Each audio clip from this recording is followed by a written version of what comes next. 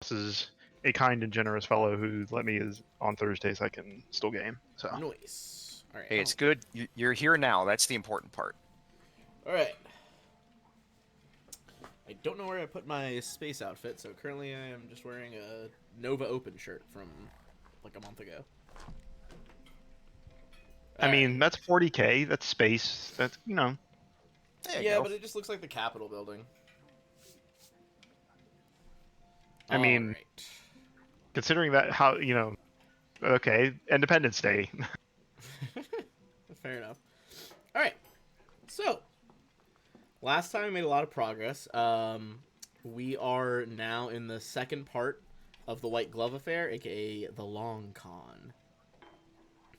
You guys have now arrived on Fortune's Heart, which is a... hold on. Oh, it made me rejoin as a player, not a GM, so give me a second so I can switch our layers. But it is the drift-based space station created by the Calistocracy, home to a whole bunch of their wealth, a monthly auction where just crazy stuff is sent away on a daily basis. Oh, they changed this interface. There we go. They added the ability to make folders of your pages on Roll20, which is huge.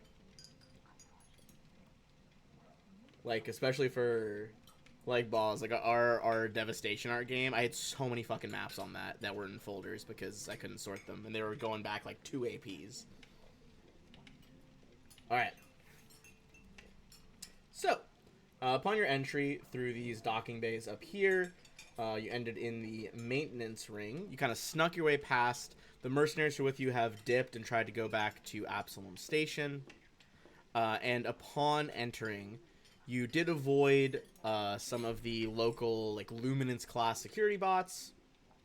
You did, steal money from the ones you killed on the ship as well. But one person you did not sneak by was Estrier Isatra Jays. This was a high-ranking Callistocrat prophet. Not the CEO captain or anything like that. But one that had some propositions for you guys. He wants you all basically to kind of act in his stead at this auction. You guys did do some research, found out that it seems like he, while still rich, lost some of his current wealth in a risky venture, basically a stock venture. And he is ready to dip the fuck out of here for a variety of reasons. Not all of which were clear, but you guys did point out that there is a assassin here as well, who looks remarkably like James. He was certainly shaken by that fact when y'all revealed to him the assassin's location. You were not quite sure who was listening in on the initial interaction you two had in the hallways of the maintenance ring, but you did hear someone moving through the vents above you. Currently, he has pieced out now, gave you guys basically a holographic projector to dress up as him and trick other members who owe Estrier favors around the station. Stuff like credits, or he thinks the biggest thing to try to find is information. Because for this auction, it is only ever kind of attended by a few Callistocrats at a time. And backroom deals, backstabbing. You're supposed to hold off on real violence, so that doesn't seem to stop a lot of people. Is how the game is played, baby. He was willing when you accepted his terms and deal, which was he did want a 30% kickback on all this. He did give you guys a list of items, the auction list.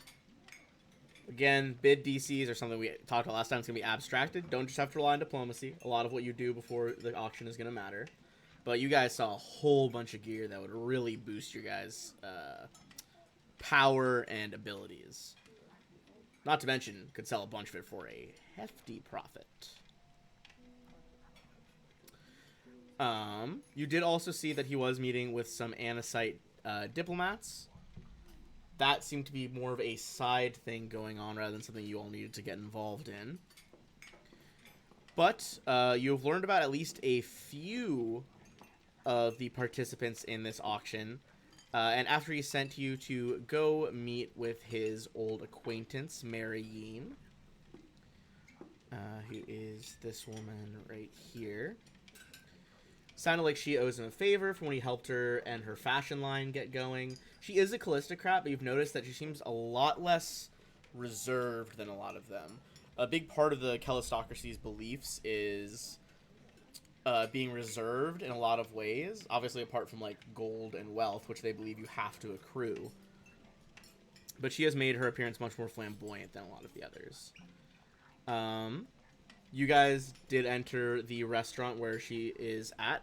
You knew that she was going to be meeting Estrier at the Prixie Mary, which is a very fancy restaurant on the station.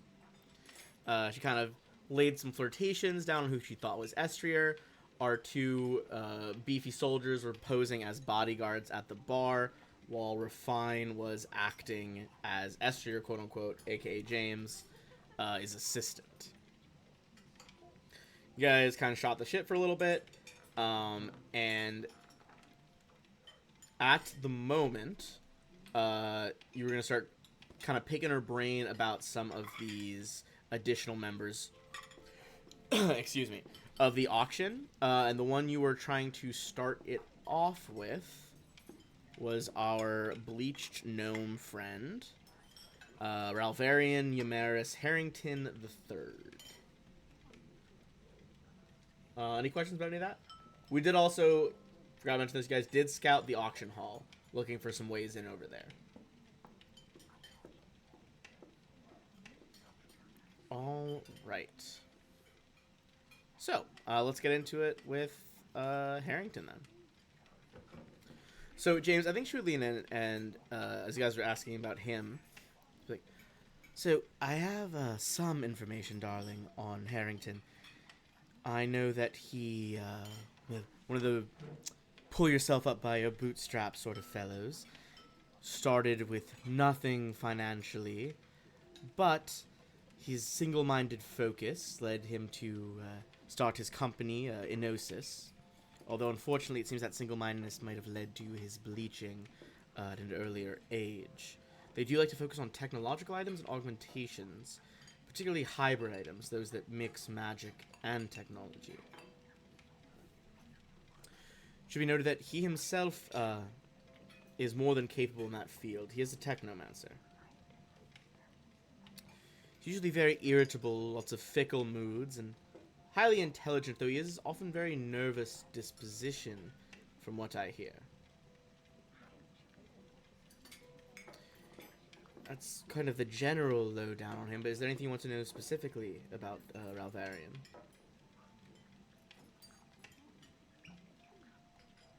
He's here for the auction. I take it he's interested in some more of the hybrid magical items up for sale. I'd imagine that's what those would pique his interest more than the other items. If whatever wealth he's accrued, I think he'd probably try to focus it in on those. And you say he's a bit nervous. Do you know of what? Well, he's quite skittish. I know that he's a very superstitious gnome, and honestly, he adheres to the Callistocracy's strictures a lot more fervently than the average prophet, myself included. I've heard that he had backed out of a few recent business dealings in the Pact Worlds because he saw portents that he thought weren't in favor of that course of action. I know he burned probably a few bridges doing that, but I don't know, not many Callistocrats would be so willing to lose a deal simply on bad omens or something like that.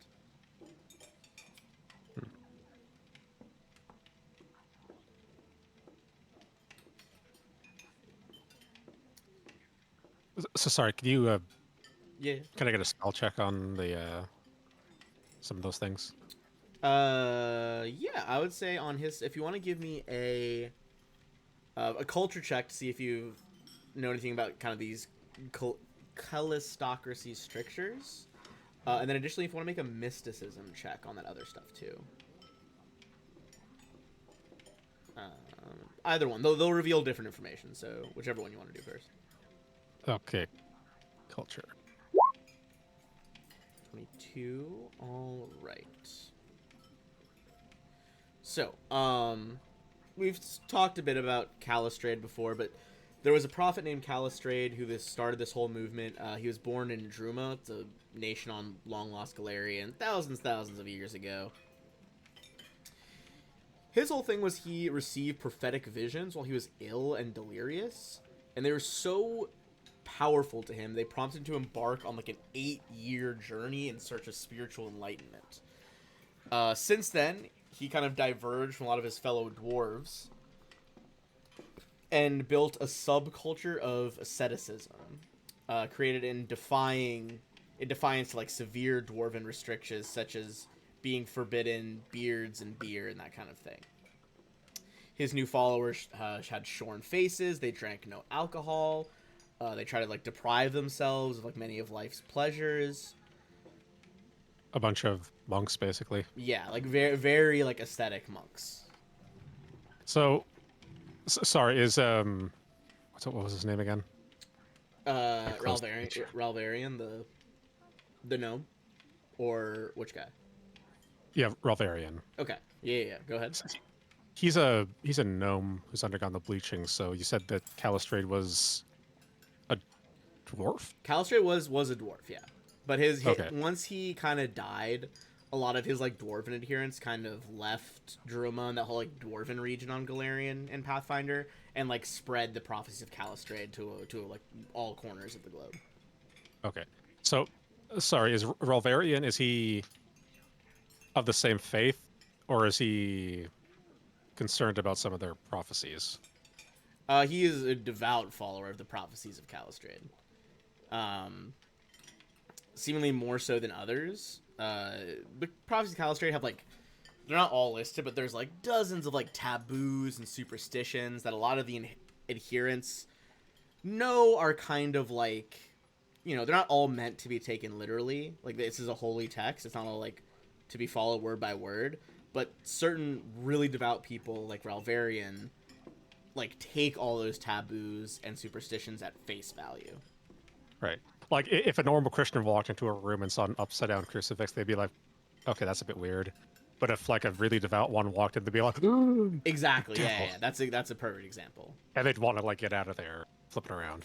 Yeah, so, like, if he saw, like, something that was counter to the Calistrate beliefs, and, like, you know, or, like, on that, like, freaking shopping list of restrictions that they're not supposed to have, that would, you know, trigger something in him real quick. So what taboos would be of the Calistrade faith? There are a whole bunch. We'll start with, like, foods have to be elevated from, like, unclean to clean, or, like, clean to pure. It's, like, very, like, no contamination, any ingredients. They have very strict dietary restrictions. Clothing, you know that they, again, clothing needs to be pure. That's why someone wearing this like white and gold ensemble. Most of them know that it's like, okay, like, you know, we don't take that too crazy. Someone like him would probably get way too upset about the taboo of having like a dirty holy robe. Like, for the really devout, like, if they got, like, you know, if they spilled food on, like, a white robe, like, their white jacket, they'd be like, oh, like, I gotta get out of here. This is unacceptable. I can't be in public like this. Okay, so I think plan B, whoever's at the auction just spill some food on him. As a last-ditch effort to get him out of there. I mean, he probably would hate it. You would, based on this check, you think he would not like that. Yeah. Yes. Would he have to, like, immediately leave and be like, I need to change? I think you would. It would depend on the severity of it. It's certainly a possibility, a very distinct possibility. Okay, so when we get to the auction, get a glass of red wine and whatever food stains. I don't know, like what's food stains, like Raspberries. Raspberries, or like a raspberry Grapes. tart that's there. Grapes. Gee, if only you had someone in your party who could reasonably act clumsy. I I think you were born for that role. Um. And you said mysticism as well? Yeah, Yeah, just to see if there are like a couple more details you get here. Okay. That's another 2. Good lord. They actually did interestingly add a Callistocrat archetype that you can play when they wrote this book. It's got a bunch of weird abilities. One mysticism thing that might stick out to you is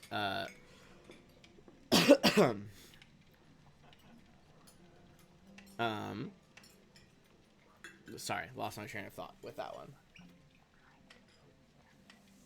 One thing that stands out: mysticism. Yes. Okay. So they do believe that like kind of like holding back and this like purity during life can lead to rewards in the afterlife.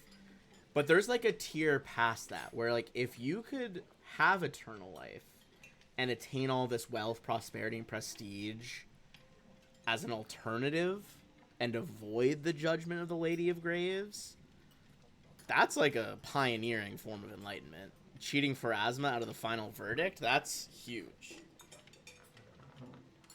And something that Callistrate himself was rumored to have done, and Callistocrats would be like desperate to achieve that as well. Should we try to like hack his room and send him visions of like you need to head to whatever system, go to this planet, and go to this temple. There you will find. Boy, if I don't know. if Roland was around, I bet we could really fuck with his head. Oh yeah. What was Roland again? He was a witch warper. A witch warper. I mean, you could maybe do that with like technology too. Yeah, there's some good holographic stuff. Like how on the nose do we want it to be? Like how believable? Like what would he believe? Rather. I mean, I think it would be a matter of like rolling and stuff. Like if you could do a a convincing enough check for like some of these omens, it's going to affect him a lot more. Because he's not a stupid person. He's extremely intelligent. He's just superstitious. So if he caught wind that, you know, you guys were putting him on and these weren't real omens, that could be bad. Right. But like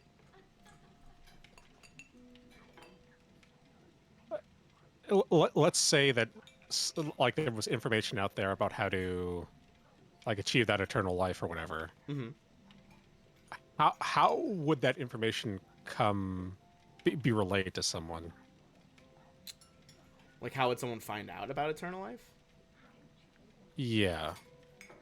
I mean, there's a variety of ways that Callistocrats have tried eternal life.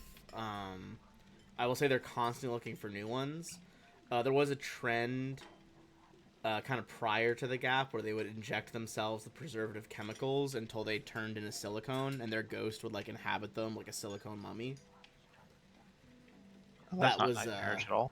Yeah, that one was not as respected. One of the more popular ones in the modern times here in Starfinder would be that some of them try to leverage the power of like virtual reality and have their like consciousness just like dwell in a digital mindscape. Soul killer. Yeah, but that's like, even with all the crazy magic and tech of the setting, achieving that is extremely expensive. That's hard to do. You know, interesting. Like, Go ahead. I was just gonna say, like, what if we just convince them to like drive full speed into a black hole? Like, that's how you do it. That would be. that I too much? mean, I would say that'd be a pretty hard fucking DC to convince them to just drive into the event horizon of a black hole. But hey, I mean, you can probably convince the Cult of the Devourer to do it. the Cult of the Devourer is way less mentally stable than the Callistocrats. Funnily enough, this is out of character. Kind of what you're talking about with a lot of what's going on with Callistrate sounds very much like a much purer version of Urgathoa's teachings of the cheating of death and eternal life and all of the other things. Just, you know, more white flowy robes and wealth instead of undead and manic parties. I'm thinking we might want to convince them, like, okay, so do we know any Like we may any not have heard of additional him. ways to eternal life? Are there any Callistocrats who, at some point, were on like the verge of maybe finding some immortality tech, and have since passed away? We could maybe convince them that that person secretly found that way, convince them we're that person, and say, like, meet me here, and I will share with you, That is interesting. Okay. and then leave them on read. Let me see. I'm looking at like the list of like more recent popularized Callistocrats. Maybe somebody who knows him. Maybe somebody he knew. Or would we want it to be someone he knew, because he might be able to suspect them out of being not who they say they are, because we're not very. Oddly enough, I'm shit at diplomacy. I'm really good at bluff. Fair. I would say like one Callistocrat that's really big in the media right now is Chef Nelty Cigar Jahay Cass. It's a long name, but I will put it in the Chef chat. Cigar. She is basically like a famed chef who owns restaurants in like a bunch of the Pact Worlds. And has become like a very strict adherent to most of the philosophy's standards, like cleanliness, culinary requirements. People have begun to turn to her as like a just sensation of Calistocracy, someone that can like is venerating its teachings in a very public way that a lot of people respect. And going along with that, she is like incredibly wealthy. Right. So she could, someone like her could very well achieve like some sort of alternate immortality. The thing that what's his face, our benefactor, gave us, does that only turn us into him? Yes. I mean, you could reprogram it to turn into someone else. I don't think it can store more than one at a time, though. Damn it. Let me see. Do we want to try to buy something that would allow us to disguise ourselves as someone else? I think you can reprogram it. I will say he has programmed his in a very impressive way. If you start swapping back and forth, the version, like his disguise, might not be as good as it currently is. What's the piece of tech called? A hollow skin. There's nothing in the item description saying it is limited to only one, or like having only one. But you do project it to program it to use the disguise skill to project a different appearance. So you have to use the disguise skill to program it? Yeah. Okay. Which I don't know if any of you guys are great at that, or... Yeah, how are you guys? I think... Oh, Shaw, I think, is AFK, but Scorpio, are you good at disguise? I imagine not very. Nope, it's just based off my raw charisma, which is +1. Yeah. Rather than disguising ourselves, do we want to try to go along the route of, like, that person calling him, sending him a message? Like, try to spoof that? That Yeah. it's from her? Like, have Refine sort of, like, voice... Like, I'll call and Refine will voice change it and mask the signal. Yeah, that could work. That could work. What's a really far planet from here that's very, like, desolate and not often explored? I mean, there's tons of colonies out in near space or even the vast. Because you guys are, like, in the drift right now.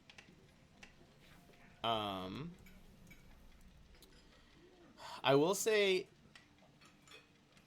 you're pretty far in the drift right now, so you are farther from the Pact Worlds. She does have restaurants on all of the Pact Worlds, so, like, her calling from one of them would seem legit. In terms of, Okay, so like, the farthest Pact World currently from you guys, I think That would be Castrovel. And I know she has multiple restaurants on that one.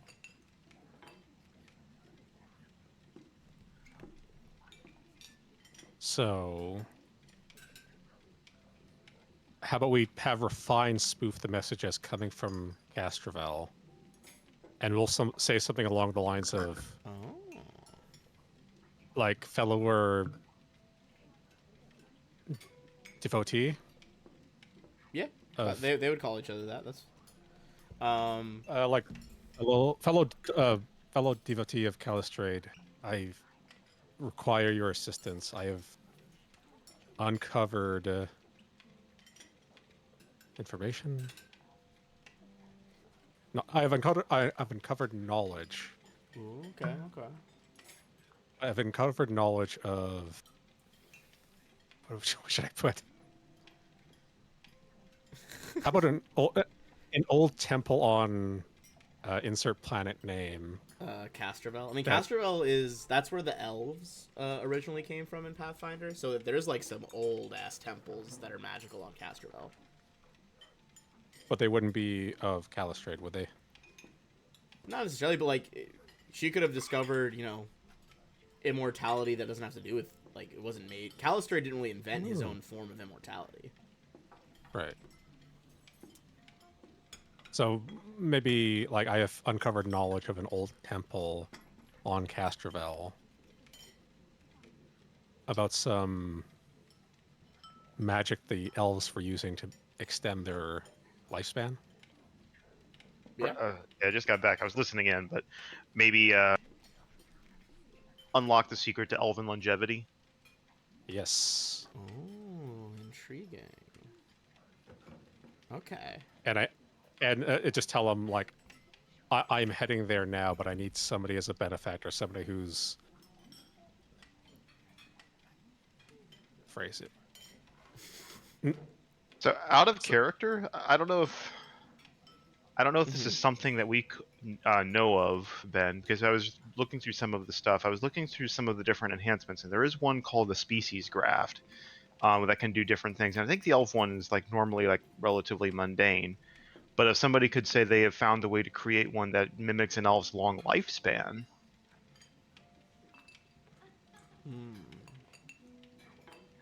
Like maybe some sort of Certainly like possible what do you call it? gene splicing or something. yeah, something Yeah. like that.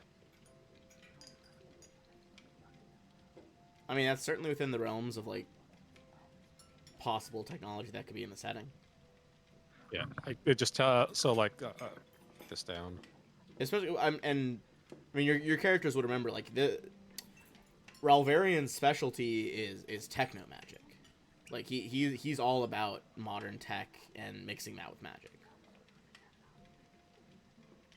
Like tell them that she needs somebody to help who is adept at technological magic who could hopefully marry the knowledge of elven longevity with cyber augmentation. Okay. This is a good bluff. I'm definitely gonna be. I'll lower the DC of this because this is making a lot of sense. I'm gonna say. I'll roll for Refine because I think she would obviously offer the computers in this. Yeah. Can somebody before- help her with computers? You're probably better at computers than I am. I'm Would I like be a able to- negative, so I definitely not. Right. Would I be able to help her with the computers and do the bluff check, or what? I'd say you'd probably be focused on the bluff. So Yeah. you should do one check. I will say before we make the rolls. Is there anything else you want to talk to this woman about, or would you guys like excuse yourselves and like, okay, we got a plan for Harrington the Third? No, let's convince. Let's get information on all of them before we set off. I believe the only other ones you guys had heard about was the Undine and like the military guy. That's correct. Remember the Undine. The other one was Cantir Sursa. Yeah, I remember that this Sorry, it's been a very strange He week. was no, you're good. He was the one that was like the Triaxian native. His company Right. did a lot of military contracts, so like he sold stuff like to the stewards and the Hell Knights and stuff like that. Gotcha. That's right. I don't think I you remember the guys gnome was heard the angriest much of the more bunch. about them. Yeah, the gnome is very fickle and emotional. Then I don't think you heard much about the Undine at all. I think the only fact you guys learned about her was that she is like a relatively new Callistocrat prophet. Prophet being like, you know, like the rank that all these people are, like the one who recruited you guys as a prophet.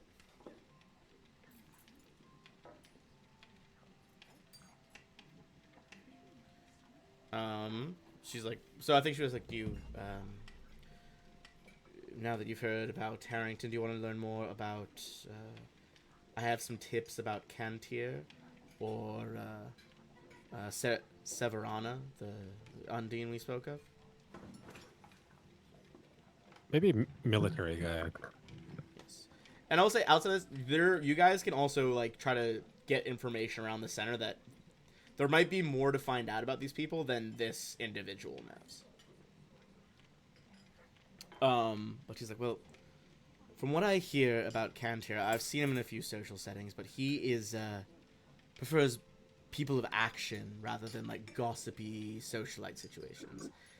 He's extremely blunt and to the point, so much so that it often ruffles a lot of feathers here.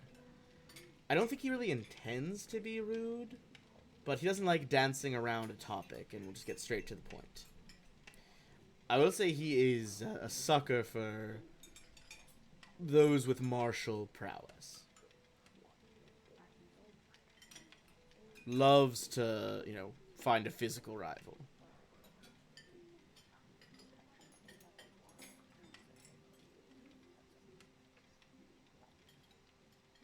That's all I know from him. I know he does like to hang out at the sparring ring down in Fortune Hearts Fitness Center. Which I'll minimize Harrington. The fitness center. Maybe we convince him to like have a sparring match with Shaw, and if he loses, he has to leave the auction alone. It could work. Do you think? Interesting. You think he'd agree to that though? I mean, maybe if Shaw, like, what would it be? Maybe put on a display of athletic prowess and said, "I challenge you." Possible. I worry what- Playing to his ego. All right, maybe that could work. Fitness center, What by the race way, is he? that's 13 on the map over here. I'd be happy to do it. I just worth remembering that if he may, if that goes badly, because that You we would may have be to locked leave. out of the I may be locked out of the auction. Right, but I think it's worth it because the other three of us could still attend. It just you would be locked out. You would just be off to the side, basically. Which may be useful anyway, and I don't have to betray. I don't have to let on that I'm working with the rest of you. Right. All right. Sure. Actually wait. I wouldn't be having this conversation with you yet. You're still talking with the lady. Also, you can like send texts and stuff on your data pad. I think we juiced the shit out of you before this fight. Just full buffs. Every buff we have. Mm-hmm. Yeah. Makes sense. All right. She's like, honestly, that's apart from that location. What I've told you, it's all I really have on him. What was she's his like, name I'll again? send across a picture of him so you can recognize him from afar. This is Cantor Sursa. He's a Riporian, which is like a element elf, pretty much. You can take him. He's a fucking elf. A Riporian. They're like the fighty elves. Well, I guess not all of them are. The summer ones are. Kind of like an Eladrin. Similar. She And sends he's at across. Oh, sorry. Go ahead. He's at the training center, you said? Yeah, and that's if you look at the Fortune Heart map, that's by Area 13 over here. She sends across another image to your data pad. This is Severana Pylos. This is the Undine, kind of up-and-comer Callistocrat prophet. She's like, well, so I know Severana got her start working for Astral Extractions. It's a consortium, a mining organization. Which comes up in a few other APs as well. I think you guys might have met some people from Astral Extractions in Devastation Arc, actually. At the very end there. Yeah, when there was like a million fucking allies and stuff. Ships to blot out the stars. So, All of them fucking idiots. look, you guys successfully getting a lot more allies. It's like that final fight from Mass Effect 3, where like the better you did, the more ships show up in the final fleet. It mattered. Like it made some of your guys' DCs much easier. Yeah, what was the name of that one group that just charged in, like, Leroy Jenkins style? I think it was some of the Vesk, if I recall. I think it was like the huge Vesk Yeah. warships. Yeah, that tracks. That I'm pretty sure they charged in, Oh, I'd have to and we had rewatch to go it. But rescue them. yeah, I think it was like one of their formations of like carriers or something. Just like jump the gun. I know those like ship devils. You guys got the person to summon got involved real quick. It's like James sent that text over to Jax, like saying like new recruit. Jax just sees a Vesk and thinks, "Oh, for fuck's sake!" You just like there's Yeah, like faded flashbacks behind his head of like Vesk ships flying at the the Ark. So good. She would say she's like she would also add, I think, about Severana. She's like, I've heard she's very quiet in social settings.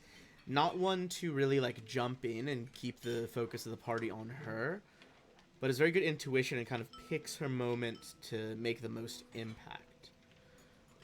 She does, if my rumor mill is to be believed, have a trait that is a little uncommon amongst the rest of the prophets we see here usually.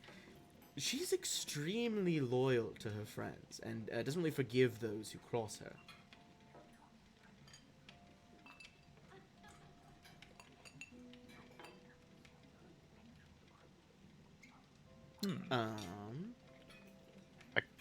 Can be something we can use to our advantage if we can find some good dirt. You guys, once you guys like kind of leave this meeting, you're welcome to make like culture checks or other checks you think might be relevant. To try and see. Estrayer did also give you like his itinerary of stuff, which could help too.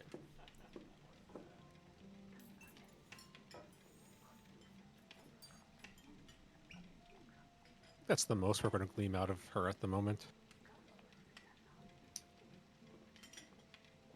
All of her flirting, does it seem like she's just very interested in just paying off this debt as soon as possible? You think probably a mix. She wants to pay off the debt, but also she might just be interested in Estrayer. I mean, we saw that picture. There's no way. Fair enough.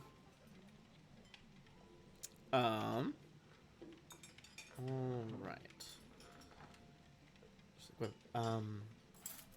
If there is anything else, I would be happy to help. No, that should be it for now. We'll keep in touch before the auction. She's like, look, don't be afraid to call in any favors. I could probably pull some strings, and I'm sure you have other contacts that could, though. I mean, I'd be happy to help, but I understand if you have others. In that, well, I know you have quite the book of contacts. She kind of like taps your data pad. Out of game, I will say if you guys going through his itinerary, there are some abstracted buffs you guys can pull off. Basically, by calling in various favors from people that owe Estrier, you could do things like obtain a single item worth 1,000 credits or less, create a distraction, do like forgeries for you guys, do hacking for you guys, provide information potentially to like make a recall knowledge check easier. We may want to use the hacking one on the Rovarian to make it easier for Refine. Yeah. Certainly possible.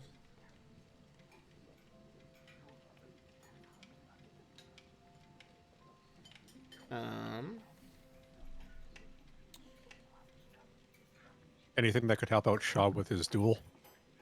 Yeah, I'm looking through to see. I'm Like looking. I'm item-wise? I mean, I'm yeah, looking you through could- items now. all the things I listed, by the way, if you think of other cool ideas, definitely throw them out at me, kind of like a "oh, I know a guy" type of vibe.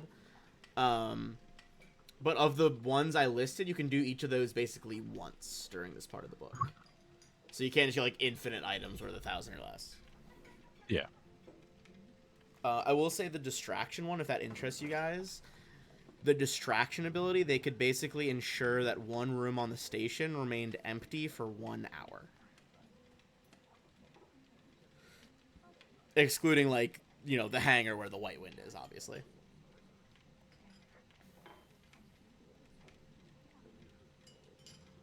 Would we be able to use that on the auction hall before? That's a tall one, probably. Yeah, potentially. Oh, all right. The other ones are like the attempt computers check to create or detect forgeries, gain root access to computer terminals, or basically just if you can think of a hack, you can call in a hack from these other people remotely, and I'll roll it with a modifier of plus 15. You could also have them like sow some seeds of conversation and try to get NPCs to like improve their attitude steps. So like, you know, unfriendly to indifferent, etc., etc. Would it be worth it to try and convince Severana that somebody's trying to, I don't know, hurt or get rid of one of her friends?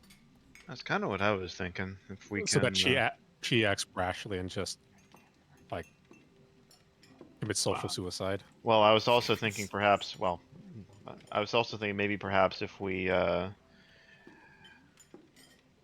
able to fake some communications where it looks like somebody she knows off. If we can figure out who her contacts are, maybe we can find a way to make it. Again, we'd have to do some more message duping, but maybe think a friend of hers is being held hostage. That too. Oh, intriguing. Well, if you don't have any more questions, just like, well, I should get moving, but as always, it has been a pleasure. She kind of begins to stand, takes one last sip of her drink, starts to walk by you. Do you guys do anything? I would say during this whole thing, Scorpio's at the bar and he's sipping on a margarita, and he waits till the bartender's like out of earshot, and then just leans over to you, Sean. She says like, you know, I don't know what her secret is, but I'm telling you, man, Show makes the best margaritas in all the galaxy. I don't know what it is, but just like nothing else compares. See, one Shaw of the smiles. bartenders looks a little annoyed. No. Go ahead. I thought he said he was waiting till the bartender was out. Oh, out is that of what he earshot. said? I missed that. Yeah, one. I said missed wait, that one. and I'm leaning over to whisper to him. You know, I we just rescind- want to be rescind- rude. No, fair. So Shaw smiles. Best ingredient, best ingredient to anything is affection. I thought you were about to make a Ah, Papa okay. John's joke for some reason. No. I thought you were Ah, the okay. better ingredients. See the thing I was thinking is that because you know she's like Kasata, so she has like 4 hands, and she would always do this thing where she'd put the stuff in the shaker and then just sort of like juggle it between her hands. Like, I mean, I don't know if that really did anything to the drink, but it was still a cool thing to watch. I'm sure. I'll have to try it sometime. Yeah. And Shaw is still very After that initial burn, he's very much taking his time with that that whiskey you gave me. Hell yeah. Because that's the first drink I've had thus far of all the insane things that I've ordered. It's forced a con save, so. It's extremely pure whiskey. She kind of like leans in to give you a kiss on the cheek. The hollow skin doesn't, reveal anything with that, but walks away. So we'll say now, if you want to make that check, I will roll the computer's check for refine to try to spoof this as coming from the chef, based on Castrovel. Anyone have a channel point? I'm actually way ahead of you. I'm going to go ahead and spend some here for you. I'd say hold off until we see the roll, though. You can Tell you do what, it just go ahead after and the keep fact, it. And roll you can the just use it for damage. whatever. Your call. Okay. Oh, come on, roll 20. Let me open Refine's sheet. I believe in you. Roll 20 says no. Sometimes I He do says wonder if I'm like no. gumming up my roll 20 by having so many fucking files uploaded. Because if you have like the Probably. pro subscription, it's like there's no limit. So I've just been uploading files to this for like years. You may want to get rid of some of the chaff. Yeah. I might have to. Well, the thing is, like, there's no like easy way to do it, which is what's fucking annoying. Like, I can't just like mass select a bunch of stuff, which I would like to, unless they added an ability to do that and I missed it. But So you said culture? well, you're going for bluff, I think, to try to like forge this message, but Refine's going for computers. Oh, I thought we were getting like an additional culture check to see if we could find it out on our own. Oh, for the other two opponents? Yeah. That you've heard about. There might still be more opponents. These are just the 3 you've heard about. Right. I'll say you'd have to make a culture check to like look one of them up specifically, because it's presumed you're like searching through local information. So are you trying to learn more about Undine woman or military guy? Undine. All right. You got a 29. Let's see.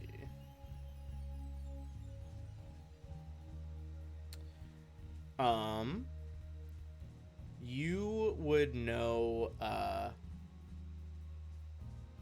couple things here. One is that a lot of the auction items and stuff, because of her current like business dealings, she might be the hardest to talk out of the auction because it relates directly to her business interests. Another thing you know is that that does let you know her whereabouts coming up. She is going to be attending a ribbon dance performance in like the entertainment part of the station.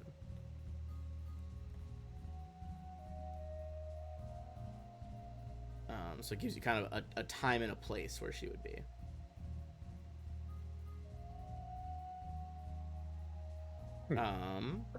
Yeah, those are the big things. Maybe we try to like have me sneak up to her, steal her. Do people have like this is the future and a lot of that stuff can be like programmed into cybernetics? Does she have like a data pad she carries around? Severana? Yeah. Yeah, for sure. Maybe I try to steal her data pad and we get like access to it so we can directly hack it to convince her one of her friends has been like kidnapped and held hostage or somewhere. Yeah, my concern is that she might put 2 and 2 together if her thing goes missing and then suddenly she gets a message like that. Well, it would have to be very quick. Like as she's busy with the ribbon dance performance, like I sneak in, grab her thing, meet Refine somewhere, and quickly together we hack it, and I just quickly zoop back in, put it on her. Certainly possible. It could work. The timing would be tight, but it could work. Yeah, I think you can make it happen. Did we uncover any other? That was kind of it for her. Okay. Getting like a time and a place, and knowing like that she is perhaps the most invested of your competitors. Right. Do we know of any other people who are like big players at the auction coming up? I believe he told you that he thinks there's going to be at least 5 participants. So you assume there's at least 2 more major participants that have not, like, that were not revealed by your most recent contact.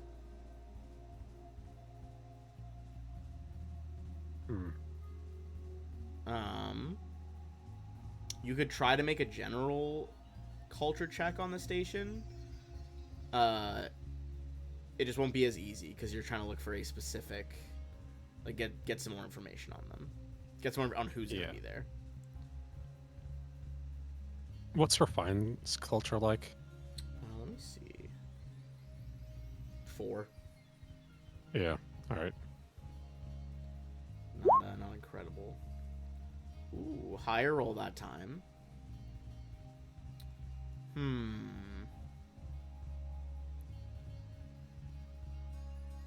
Let's see.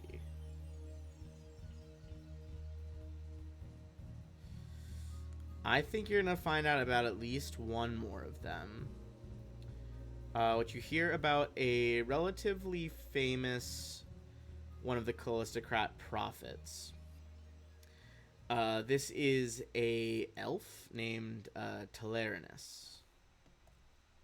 I will show you his art as well.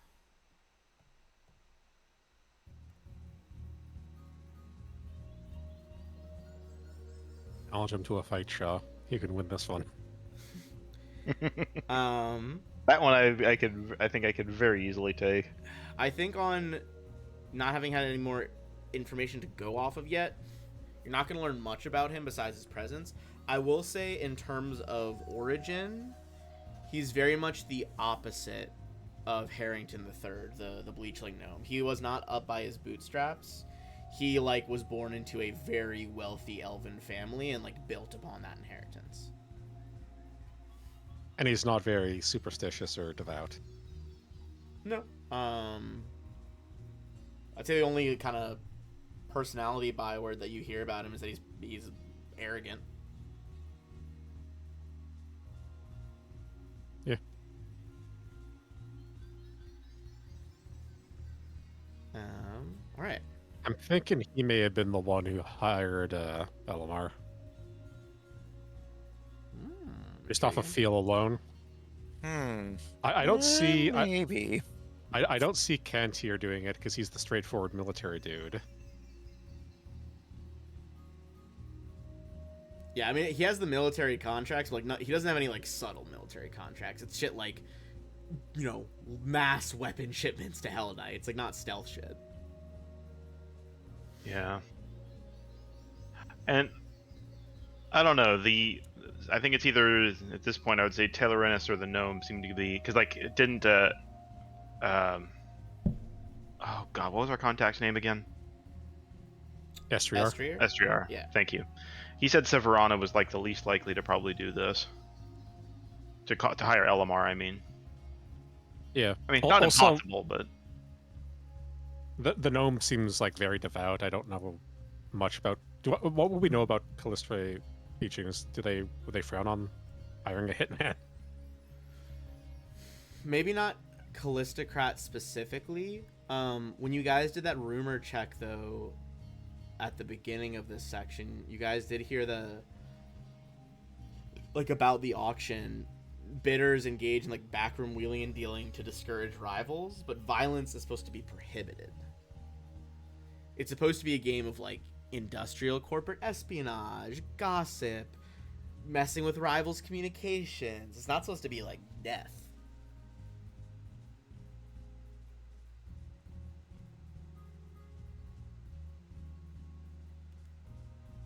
They kind of want to accrue that wealth via skill, and just murdering someone does not show your skill at these business dealings. So if everything goes well and we get out and we've made a lot of money, the society wouldn't be oh my god, those thieves. They'd be they didn't kill anyone and they got everything. Good for them. We applaud you. Yeah, I mean, pretty much. They might be mad about it, but I think at the very least they would respect it. Sort of a begrudging respect kind of thing. Yeah. might not stop Especially them if you trying to manage kill to us pull it off afterwards. in a particularly spectacular way, that would earn some respect. Probably their unending desire to hunt you down, but also respect. Right. Everyone's going to be after us by the end. That fleet you were talking about for the Desolation arc, that's going to be what's chasing the tuna in the outro. Right. We'll have upgraded that thing so much that it'll outrun everything, though. Strap more engines on it. All right. But we've run out of slots. Just duct tape them on. So nothing on the 5th? On the 5th? No. Yeah, sorry. Nothing on the 5th person. At least not yet. I don't think we have a good option for this guy, but it's going to be that last person who's going to be the most difficult. If they're being this cautious and keeping a low profile. It might just be Elamar himself. Like him going to the thing. Yeah, I mean, possible. If he's this, excuse me. If he's as successful a hitman as you've heard, James, like he's probably pretty wealthy at this point. Question. Yes. Do I know if there's anyone in Scorpio's family or anyone in Blackheart Security that has any ties here at all? I would say not very likely. All right, just wanted to make sure. There's certainly probably people in and people with ties to the Blackheart Company that would like be wealthy like this, but this auction is really intended like for Callistocrats. Like this is a secret base. All right, I gotcha. What if we should try to find out who hired Elamar. Maybe we hack this guy's communications and we see if he hired Elamar. If he didn't, let's try to maybe convince him, like fake some security footage, send it to him that Elamar's after him. So he might rush out and then hunt Elamar for us. Possible. The more we can get the others to consume each other, the better for us.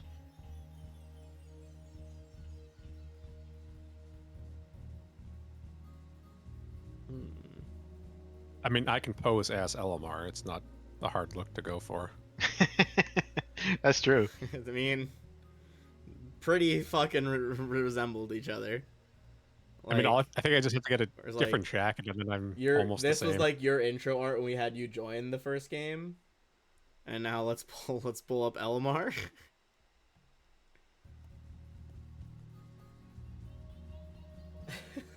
The resemblance The is uncanny. only difference is you're looking. One of you's looking left, and one of you's looking right. And James has a little more flair on his armor. Yeah, holy fuck. Again, the Spider-Man meme. This is why, like, very. I kept telling you guys, like, I am constantly baffled by how, like, accurate to the themes of the campaign you guys were making all this stuff. Very much nailed it. What if it turns out as like a plot twist that this is less like some like, is this some alternate universe version of you? I mean, considering. So I was looking through the new stuff. I picked up the new book while I was at. Oh yeah, enhanced. Yeah, the enhanced one. Yeah. Boz, did you see the page I sent you?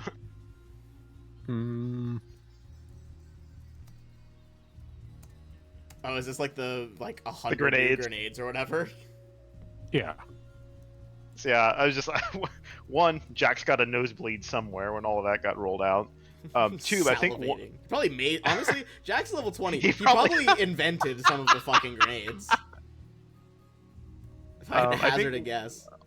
I think there was one they had that was. I know there was a teleport bomb, which was very funny. I think there's a heal grenade. There's an underwater grenade that they added. Could have been used helpful. that a couple months ago. Oh yeah. In addition to the power armor and the rocket launcher and a chain gun, he just has like 20 grenades strapped to him. This is I thought massive that's- bandoliers across the power armor of grenades.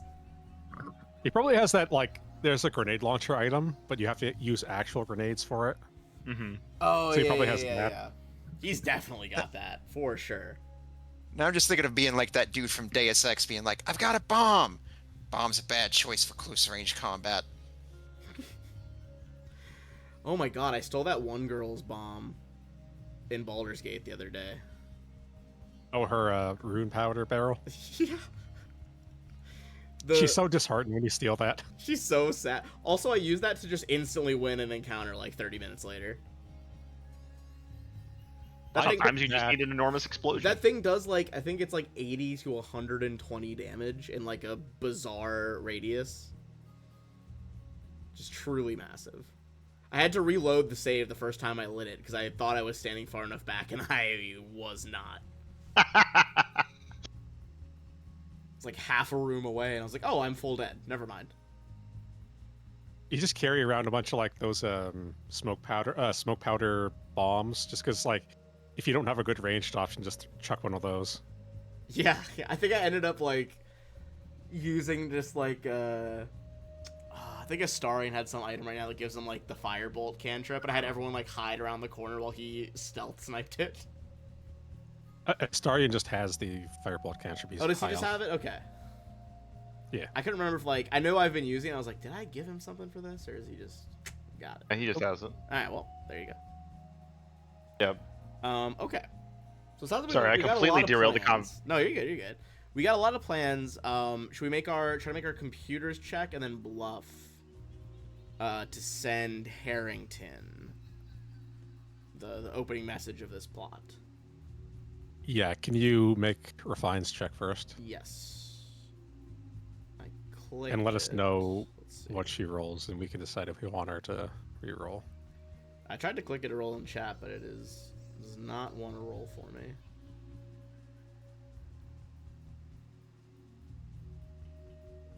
I'll just roll the dice. Oh, no, alright. Literally right as I picked up the d20.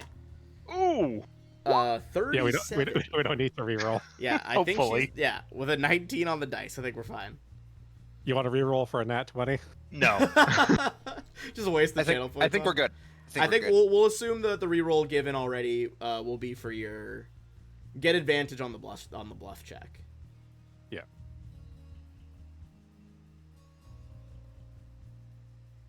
Shit. No. Yeah. Advantage. Okay, all right. All right, 21. Okay.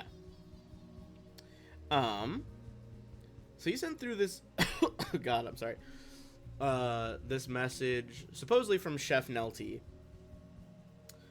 about a potential way to embrace that longevity of the elves via techno magic on Castrovel. I think there is a kind of delay for a few minutes as presumably Harrington is processing this. However, he will get and you guys can make a sense motive check on it.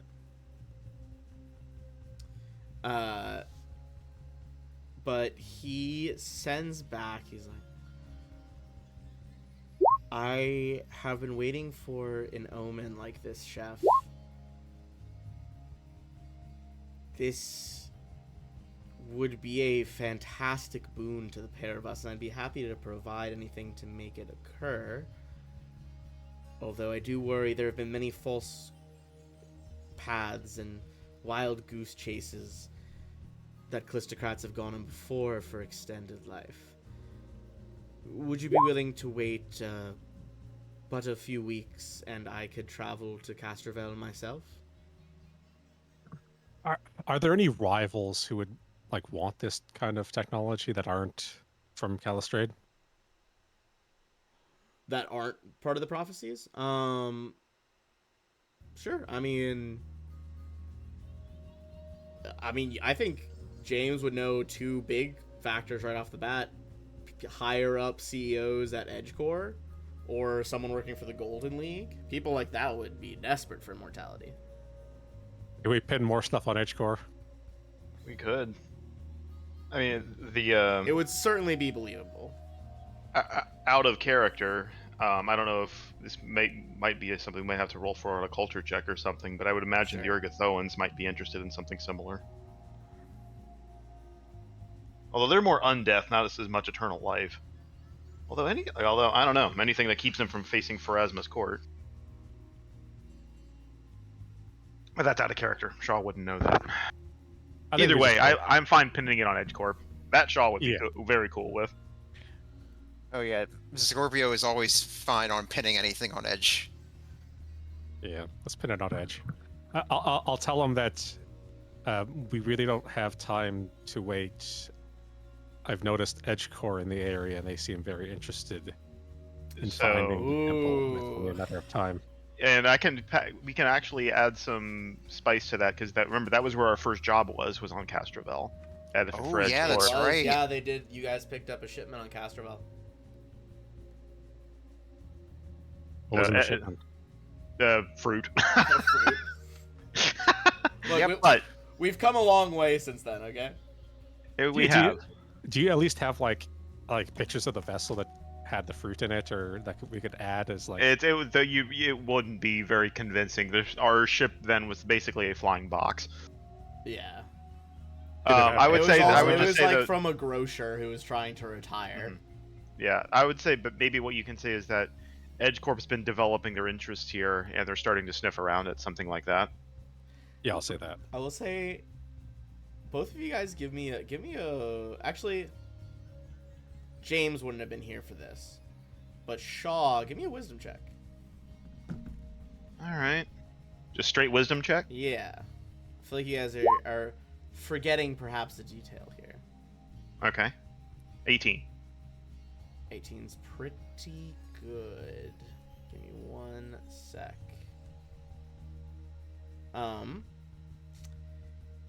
You guys would recall one of the people who was avidly working on the then Oliphant, your ship, to develop these like quantum storage devices was one Elaine Risora, who is an executive at EdgeCore, but more importantly, she's also a Callistocrat. We have a winner. That's right. She's the one who made the ship. Mm-hmm. I'll name drop her and say that. Yeah. Ben, can you pull up her picture? Yeah, let me pull that up. So she's a Callistocrat, so she's not with Edge Core. She's with both. EdgeCore. She is an EdgeCore higher up, and she is a Callistocrat. Okay. Even better. So someone like that, yeah, most assuredly. 2 birds, 1 stone. You guys Oh, only we're saw not her done with from. her I don't yet, think you I'm guys sure. interacted with her very much, but this was the woman you saw when you went to steal the ship. Helene Risora.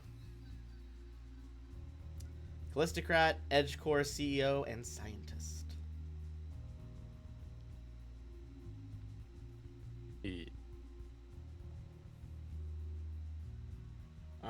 So how are you working her into the message? What do you want to tell him?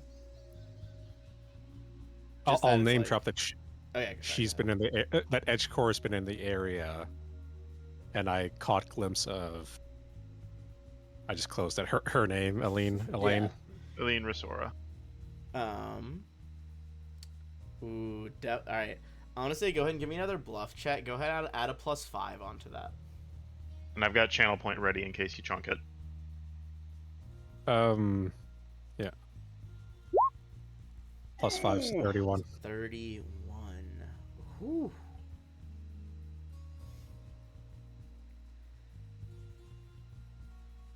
All right. Sorry. I think one of my students is giving me an itchy throat right now. You see one of those like instances like rapid like ... typing like ... there goes away, there goes away as he's like typing, backspacing, trying to find something to say here. And he is going to say, he's just like, all right, I do not want this to fall into Risora's hands. That should be... You get the sense that he wanted to say, like, my discovery, but he has written our discovery. I will be there as soon as possible with funds. I'm sure I can return to business here at a later date. Just All right. he's like, make sure we have an accord. He like sends over like a document, like a very quickly written document. It's like, you know, she will not be turning over this information to others besides him. Yep. Assign it.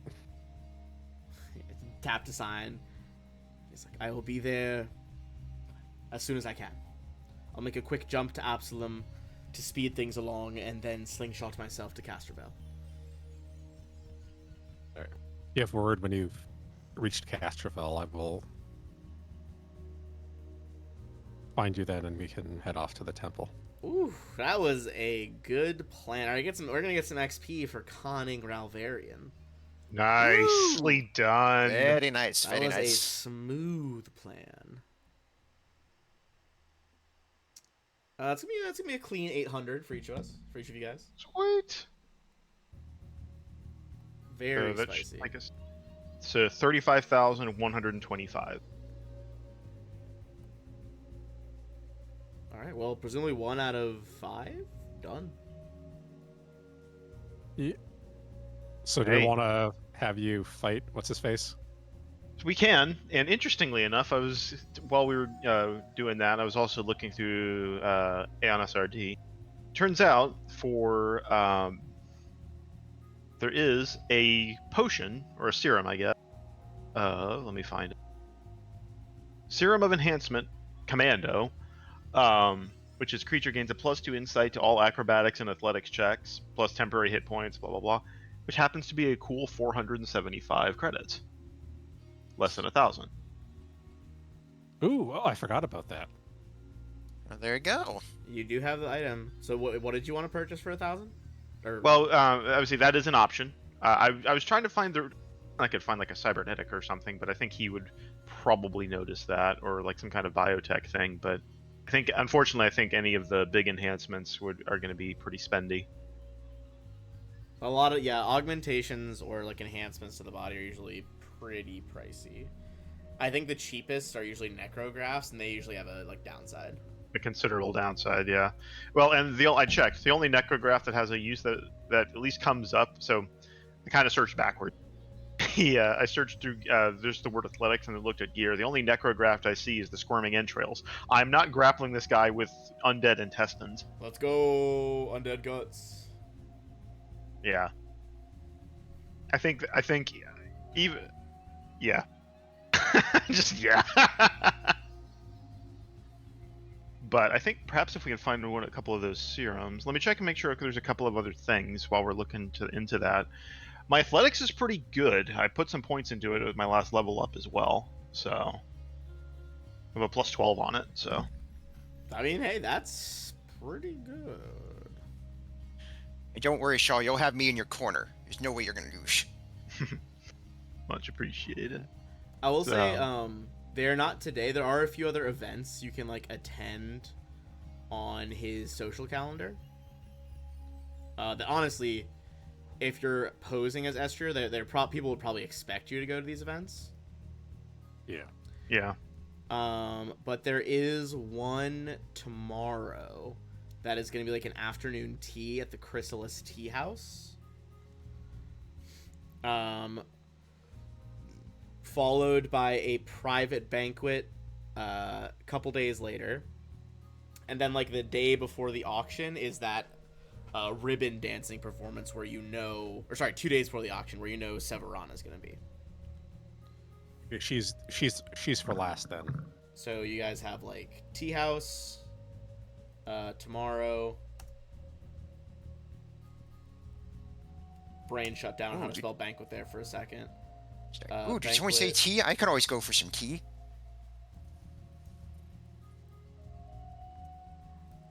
Do you use a one-handed weapon, Shaw, or a two-handed weapon? Currently, I use a two-handed. I'm considering. I've thought about grabbing one of the swords we have, though, because I didn't enjoy being unable to use my Star and Dashko and grappled. But I've also got the Veska armed, special unarmed weapons, which do an absurd amount of damage. By the way, I think the enhancements serum might be a good idea. The commando one. yeah. Excuse me. I think so Enhancement as well. serums are, if you know you're gonna go into something, and having an enhancement serum is always pretty good. What's the duration on it? Is the I question. think a couple Um, hours. What was enhancement? Last 1 hour. Yeah. Okay, 1 hour. There's a couple others I was looking at. There is a new enhancement in the new book that would make my unarmed strikes force weapons. So if I feel like punching out ghosts at some point. That is pretty funny. I'm not gonna lie. We Um, just ran into a bunch of ochre jellies and like gelatinous cubes in our game. Our part barbarian just got his armor 8. Oh, no, no. that's fucking rough. Yeah, I'm our paladin. I have like light armor, but it's still armor, so I had to like misty step out of there and let our casters deal with them. I'm always such like a, in terms of mental spells, I'm such a weakness of the parties that I play with my friends, because they always play squishy casters, and I always play like the one tanky melee person. But boy, do the fights where my mind gets taken over go real bad for the party. Yeah. yeah. I think I may have told you this before. My paladin, like Yep. I rolled crazy good stats for him. Like you know how if you roll for stats in D&D, the average is like 72. Yeah. Like adding them all up, yes. My total was 89. Oh my god. Damn! Jesus balls. That's gross. That's crazy. My lowest stat was a 13. I can literally multi-class into anything I want. I had a DM once who was like, he's like, no, we should roll for it, it'll be more fun. And then we all ended up like above average. He's like, I remember like we went through an encounter, he's like, yeah, how are you guys good at everything? It's not fair. I was like, you had us roll. What do you mean? Yeah. Yep. We didn't choose So this. I took those stats and I made a Dexidin. Oh god. Beautiful. Yeah, fucking 20 AC, plus 5 initiative, plus 10 dex save. Oh my god. Good God. Oh, I'm also resistant to magic damage. Yeah, I mean, why not? Because sure. It is so amazing because we had a little PvP session for the two characters who their characters died, so they had to make 2 new ones. So we had a little Makes sense. PvP as an introduction to the group. It was like in a demi-plane, so it was consequence free. Consequence. The wizard hit me with a chain lightning that did like 7 damage. Yikes. I think and the cleric did like a 7th level spirit guardians that did like 5. Spirit Guardians has become the silliest fucking spell in Baldur's Gate. Oh, It's so powerful. Like we were using that in our D&D game at one point. It's murderous. Just watching Shadowheart run in circles with a fucking ring of spirits, trying to touch everybody. Spirit blender. Yeah, for real. Pretty much. In Ben in that Redonkulous fight in the festering pustule subdomain of not Nurgle in my other campaign. Yes, legally distinct Nurgle. To be fair, I'm. It's the god of sickness and disease and all of the other things. It's the whole thing. But I can only think of it as Nurgle because yes. But one of our guys was doing that with the Spirit Guardians, and it was just blending a whole bunch of the minor oozes that were around us. Hell yeah. Well, we had to, because the fight we were in was one of the most lethal things we've ever had to deal with. Like, I'm quite dead serious. It was the second most. I have been playing since I was in high school, well over 20 years at this point, and that was the second most difficult encounter I have ever had to deal with. I mean, it sounded difficult. It was bazonkers. As you guys enter the fitness center, you can Thing hear before like. we do that. Yeah, go ahead. I feel like we kind of want to have our story straight a little bit, because on this one, I am not the Callistocrat in question. It's one of those things of, am I wrestling on Estriar's behalf in this case, or am I having You're to pick up some threads to pose as another Callistocrat. You I also don't have to, feel like there's like, probably you know, that many. set terms. He's not like he hasn't, you know, there's no open challenge for people to fight him right now. You probably That's talk him true. into it. do we tie you to me, or do we just have you be like some random person who's saying like, hey, this station ain't big enough for the both of us. Fight me or get lost. I don't feel like that's going to go particularly well. I have to be honest. At the very end of the Or should we day, just I feel like playing to. If this person, so Ben, going back to the thing, he enjoys both physical challenges. He speaks bluntly. He Those trying to are think of what facts I'm you trying to. learned. Doesn't like gossip, straight to the point. You guys could try to do a hack on him. Maybe just to learn a find little bit more. information? Yeah. I'd be down with that. If Yeah. could ask Refine to do that. Yes, you're fine. Or you could try to, or you could have your favor called in if you don't want it to come back to you. If you want this to be the hack Yeah. that you have. It's got a plus 15. We could maybe re-roll it. All right. For to have Refine do it, you mean? No, Or- for that. You favor can to call do in it, one of 'cause your it- like Estrier favors that you guys have right now. So Yeah. before we do that, what else will we need for the favor? Because I don't know what else we can really get until Arenas and Severana. I think we have a pretty good plan. You have like a variety as of far as- favors, so you would just be burning the hack favor. Yeah. Okay, we can do it. Sounds good. I will roll a d20 plus 15 then. 24. Let's see. Do we roll that, or is that good? I think. Up to you. I'll wait till you guys decide before I say, you know. If whatever it you was say. one higher, I mean, it won't come back to us, so if it fails, it's not a huge deal. yeah, I guess. All right. So this is enough to get you 2 facts. 1. Cantier is a very keen duelist. He loves dueling. And he's fucking bored of socializing and pretending to do all that high society stuff. 2. Cantier is he tries to hide this, but he is a betting man. Does Perfect. love a good wager. This goes very well into kind of what we were saying. Double or nothing. Do we know anything about his prowess? Like, how would he stack up? Oh, you know, he's definitely martially capable. Like he runs his whole like enterprise, and sometimes he contracts himself and his men out to do like private military shit. He is a capable fighter. Right. But is he like on our level, or is he above us? I would say you assume pretty equivalent. Okay. Is there anything Refine can do to help out Shaw? Help out this hack. Or Yeah. help No, out help out Shaw in the duel. depends on if you guys want to risk breaking a rule. I think Shaw. I don't know. I think even Shaw might be interested in.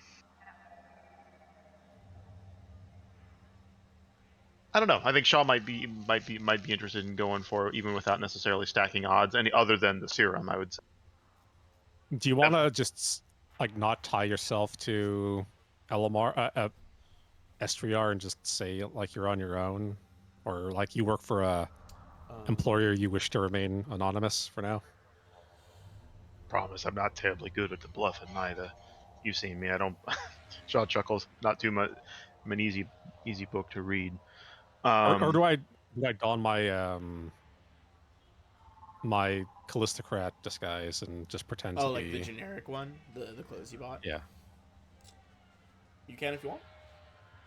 Is think I he a would- Callistocrat? I think you would remember though that it's going to be a penalty against real Callistocrats. Okay, so then I think Probably I have had to use another olives. I had another disguise that wasn't a Callistocrat. I think you just have like a wealthy person disguise, if I recall. But Mhm. Yeah. I mean, I still have like the, um, hmm, sorry, I'm pretty tired. I'm trying to get the words to come out. I've I still got think if it's me bluffing for you, um, as just like a regular disguise, it'd be better just so that it doesn't get tied to you. Estriar. I guess just this, and we may not have an answer to this, Ben, yeah, is, our do Callistocrats would they have their bodyguards just like for this kind of sparring? Just like is this would be an accepted way to settle disagreements or wagers? if you guys both agreed to it, he might have. Terms are often set by like the duelists. So in terms of what Shaw, you're using and stuff, you probably would want to talk to him first. yeah. Yeah. That was I figured we'd engage with him, but it was the I wasn't just gonna run up to him. I think my concern is that excuse me. I think my concern is that even if he likes a good fight, he is still a Callistocrat. He doesn't necessarily, even if he's bored of the socializing, he doesn't have to rub shoulders with with to his eyes someone who his eyes is a commoner. I That's think why we I'm with you as a rich person. yeah, I think we may have to Oh, do that. rich Even person. I think even if you're not a full on prophet of the Calistrade in this particular case, I think we may need to. I think yeah, if and Yeah. honestly that way and it out of character, it may not even if you don't show up in that disguise as the auction if you're a Zester in the auction. Somebody else who was interested and at all. My brain today. Sorry, it's been a You're good. week. It doesn't hide your. It doesn't cancel out your in as Estriar at the auction. Yeah, that's what I'm saying. I'll go as just the regular rich person Yeah. disguise. What's the Okay. rank below Prophet? Adherent. I don't know if there's really like a specific. I don't know if there's a very specific hierarchy apart from the prophets. Gotcha. I think we just claim to be from. I'll claim to be from Edgecore again. I will say this. There was not a lot of information on Calistrate until this AP. It was just like, Fair. yeah, it survived from Old Galarian. So I am not as memorized on this as other religions. I'm kind of looking forward to. Oh, before we get into this, because this may be relevant, Ben, how many days has it been since we arrived on the station? On this station? Yeah. I think like a day. Okay. Would I have regained another day's worth of hit points? Yeah, I think so. Okay. But just You mean, like a regular one, not the double, right? Not the double. I don't think you're sleeping very comfortably at the moment. All right. So I mean, I mean, we could just probably buy comfortably you. physically, like there's a lot of high quality shit around, but probably not like, you're probably ill at ease, I'd imagine. Yeah, I would assume so. Well, especially with Elamar rolling around. I think we can, if we need to, we can pump you full of like a healing syringe. Like, what are you at right now? 55. It was just I forgot that I wasn't at full after after I was chomped a couple of times. Can you put your token on the board so we can Oh, see what right. you're like? Overall, I'm fine. It was just the where's my sheet?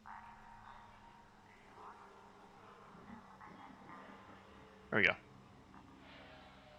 And that's health. 55 out of Yeah, 62. Is that? and my Yeah, stamina's at green 88. is Yeah. health, blue is stamina. So how much would you have gotten back from that rest? I already just added it. It would have gotten 8, so I'm up to 55. I was at 47. I'm now at 55. Sorry, Does I didn't anyone mean to have a derail spare? you. You're 7 below max.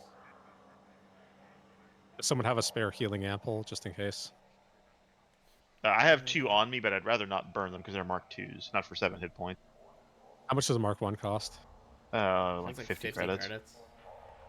I have 14 credits. I'll get Scorpio, it. I actually have money for a change, so I'll get that.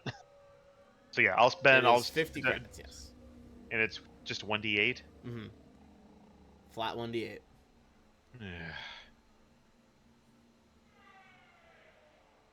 Got a 25% chance of getting full health. 7 or an 8. Yeah, but this is me rolling dice, Ben. We've been through this. If we need to, just You buy can do another it. one. I thought you were Yeah. gonna say use a reroll on. I was like, don't use a reroll. No, I'm not using a reroll on that one. But nor am I spending 425 credits on another Mark II. That no Mystic Life. Yeah, I'll spend 50 credits. Let me deduct it real quick.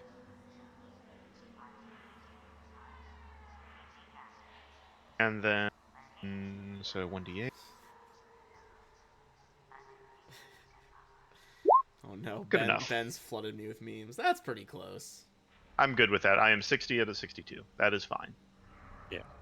I mean, how much could he rough you up? Honestly. Yeah. If he gets me to the funny, Cracks if he knocks me below that badly, we're gonna have a big. I'll be. Well, that's a later problem. Yeah. That's a later Like problem. it's like you won the battle but lost the war. Yeah. Fair. Well, if that's the case, then I will spend some money on a couple of potions to heal up after that, or find the services of a mystic on board. All right. So are you guys going to seek him out now? Yeah, we'll Are go you ahead and do taking that? Would he be able to take that like super soldier serum before coming in here? I mean, it lasts an hour. Yeah, so we'll use our favor for the free item below 1,000. Yep. And I'll chug that on the way in. So for the moment, I have plus. So if I make any athletics or acrobatics check, I will add a +2 to that for the next hour. Nice. And you basically a runner comes to bring it to you, presumably like an employee of one of the people that owes Estrier a favor. All right. Okay. You guys make your way across the station. Kind of. Yeah, go ahead. I was gonna say you also get Oh, go ahead. you get temp HP equal to half its level as well. Oh, yeah, that's right. Mm-hmm. Yeah, as we're Yeah, go ahead. I'd say as we're walking, Scorpio will take out his wait a minute. We gotta make sure we got the right tunes for it. And he starts play. He hits play, and you just hear, "You're the best around, and nothing's gonna ever keep you down." Warming up, doing like some light side to sides. You listen to the music. You guys can hear cheering from a distance as you head toward this area of the fitness center. The fitness center has a room for just the sparring ring, a recessed square around 5 feet below the rest of the room, with steps leading down to it from all sides. Clustered in the corners of the room are training dummies, weapon and armor racks, practice gear. In the center, you see Cantier, a muscular, summer-born Rhyporian man, kind of doing some calisthenics stretching in the ring. He's well armored. He's got a red surcoat over his usual white silks of a Callistocrat. As the door opens, you see, like laying in front of him, sprawled on the mat, like missing a couple of front teeth, just kind of groaning, as someone else in like practice gear. He's like, oh. He's like, all right, drag him away. It's this. You did reasonably well. I'm gonna get back to my exercises, though. You see, kind of like as you guys watch, is going into like almost like a martial arts form, where he's like doing practice steps around the ring, you know, bringing up his shield, swinging his mace against phantom enemies, that sort of thing. Good evening. Oh, hello. What brings you to the mats? I heard you were interested in the upcoming auction. Well, I won't deny it. I know that the walls have ears of the sort of thing. Yes, I was hoping to engage in the upcoming auction. I was wondering if you'd be interested in a little wager. It's kind of like a gleam in his eyes. He kind of like rests the base of his like truncheon on the ground, fist like leaning on it casually. He's like, a wager, you say? Is this Yes. around the auction? What sort of terms? My best warrior, and I'll point to Shaw, versus yours. The loser has to leave the auction alone. You see, he like rolls his head, cracks his neck. He's like, well, the best in my business would be me. But leave the auction. That's a pretty high price. What do I get if I step victorious out of this ring? We leave the auction. Give me a diplomacy check there, as he considers the value of like one less rival. I think I need a high roll. I mean, you are playing to his vices, so like that is making the check lower. Can you do a quick athletics check for me, Shaw? I will say, if you want to make an athletics check, that will influence him. He is impressed by All right. athletics. All Like right, that's so- literally baked into this section of the book. All right, so this plus 2. Oh my god. 19 on the dice. He like as 33. he's considering your offer, Estrier James, he like looks over at Shaw, who just like goes up to one of the practice dummies and just punches its head clean off in a display of athletics. Seems very impressed, kind of you see like a little smile tug at the corner of his mouth. He's like, "Oh, like that would be fun." This isn't me as SGR, by the way. It's me as just a regular. Right, rich sorry, person. yeah, you're just the regular rich person. Guys have so many layers of intrigue. Alright, give me a diplomacy check. That is going to give you a +4 for the successful athletics. I'll need it. What is that, 25? 18. Yeah, 25 is the DC for him to agree to this bet. good goal. So the athletics literally saved you there. Okay, beautiful. Oh man, good call. He smiles. He's like, you know what? I'll admit, I wouldn't mind going a few rounds of combat with that one. Get your Vesk in here. You have a deal. You see, he kind of like extends the hand holding the shield. It's like strapped to his forearm. Holds out the gauntlet for you to shake. Is that up for Shaw to shake or for me to shake? For you to shake. He wants you to shake on this deal to commit. I'll shake his hand. Yeah, because like I'm just a bodyguard. I wouldn't shake his hand in this case. Yeah. Maybe And after I'll- the duel, but Yeah. And then I'll just turn to. Do we use a real name or do I just use a fake name? I don't think we ever did. Actually, now that I think about it, probably for the best that we use some kind. Well, my name's kind of nondescript, I suppose, an upside. I'll after shaking his hand, I'll just turn to Shaw and just say, "Sudat, if you will." My pleasure. Alright. So, all right, I'll head up to the ring. All right. Yep. Scorpio will be right behind you, and as you get in, he'll say like, "All right, just remember, keep an eye on his movements, and remember, don't neglect the southpaw." All right. Alright, As so- you step forward, he's like, very well. This is full on armed combat, right? He's like, well, let's set some rules there, friend. All right. Okay, that was me asking out of character. Oh, so, yeah, all right. That's the thing. He's like, look, we will engage in non-lethal combat. Should you break that, I will respond in kind, and I imagine some luminance bots would be here quite shortly. I understand. Now, if your gear is not suited to non-lethal, I'm sure we have some practice versions around that could do it. Some practice weapons with the non-lethal property, or if you are skilled as you say, could use your own weapon and simply do it in a non-lethal manner. Basically, trade-off here is you could try to find a weapon of level 9 or lower with stun or non-lethal as the properties that you don't usually use, or you could attempt to Okay. use your weapon, but that's going to be at a -4 if you do non-lethal. Ooh, that's a hefty penalty. Yeah, I'm let me looking see through. let me see what I weapons can right now. find. Yeah, I would prefer either a non-lethal weapon. Otherwise, I'm gonna have to, because unfortunately, the Vesk unarmed strike is a lethal weapon. Although I don't know if I can make it non-lethal. It would probably be the same minus. Yeah, bonus. same minus. Yeah. So I would probably, yeah, I was like, with that in mind, I would probably go for a weapon with a non-lethal property. Okay. Advanced melee. There is an incapacitator, 3d4 bludgeoning. Is that one-handed? Yeah, it's one-handed. Sorry. You're good. Either way, I can fight with either. It's just Let's find you a two-handed. If we can.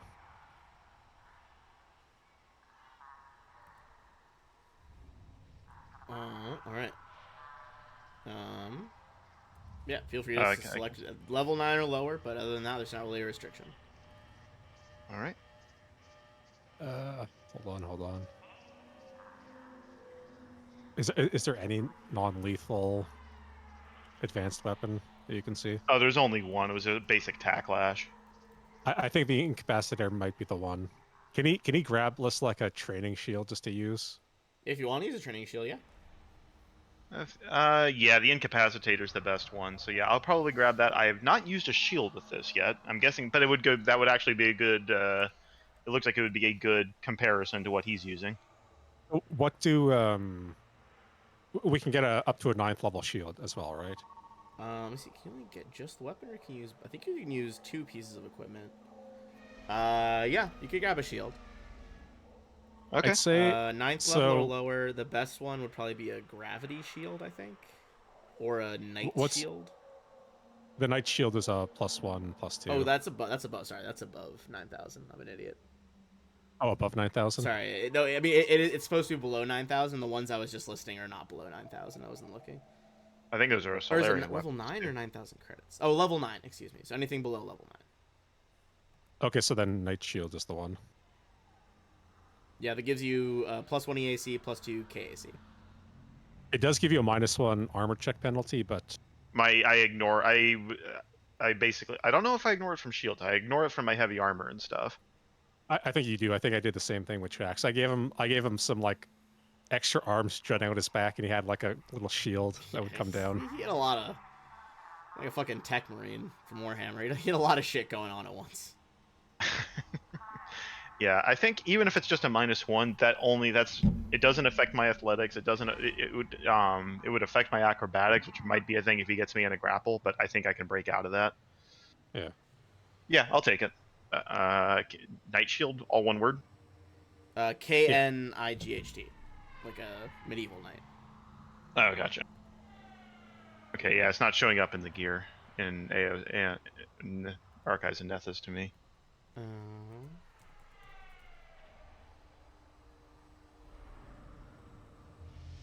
Here, I can grab it for you. Okay, there we go. I was typing it incorrectly. I found okay. it. Yeah, Knight's Shield. Yep, found it. Just add up +1, +2 to your armor. Yep, and to use a shield, I have to, because I know there's an action involved with it, right? That's 2E, I believe. I don't think you need an action to use a shield. I think there's a way. Hang on, let me look through because there's like once you have it equipped, it's just equipped. Yeah, I think it's just Starfinder rules. I could have sworn I saw.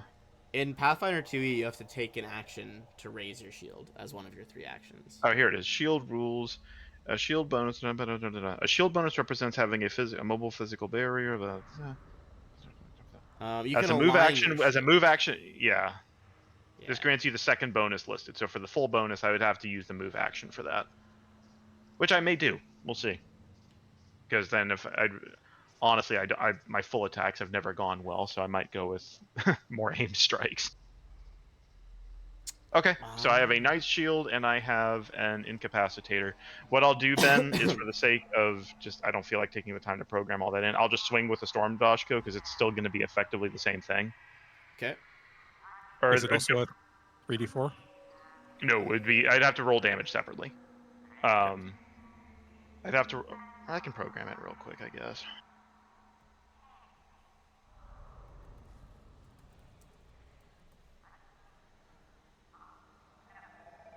So 13. What's your strength at? 16 right now. What's your dex at? 18. Use your dex. It's operative as well. Oh, okay. I can do that. All right. Yeah. If All you right, use the then. operative, you still get to add your strength to the damage. Let me see. I think so.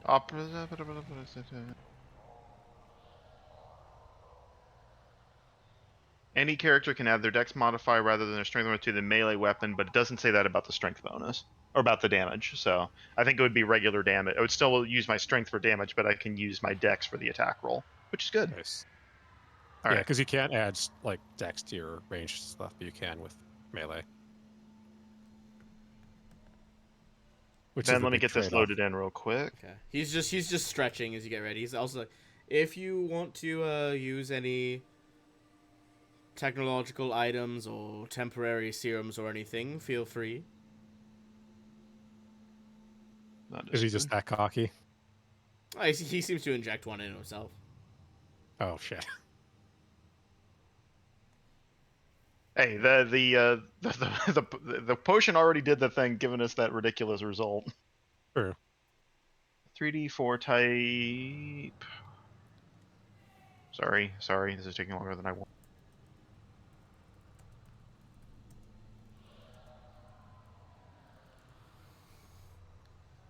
Bludgeoning, alright.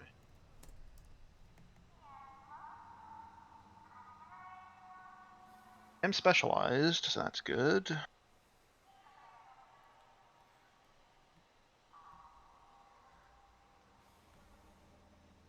Okay, I've got it. I have it programmed.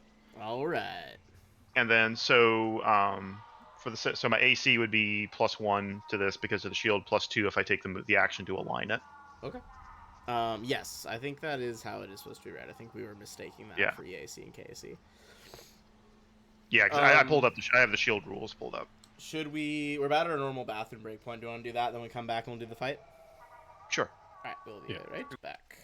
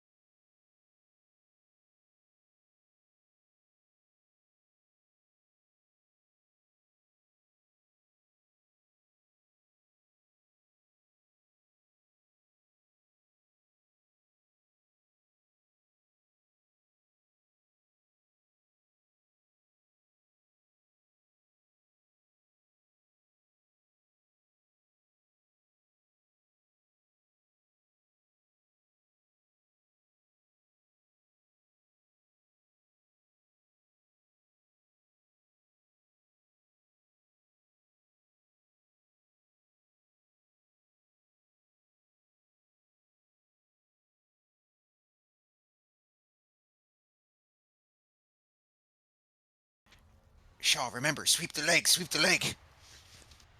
All right. There we go. Any final preparations as you climb down into the ring? I can't think of any that we have available to us. At least nothing that's readily available here. I mean, I've got the shield, I've got the... Mm,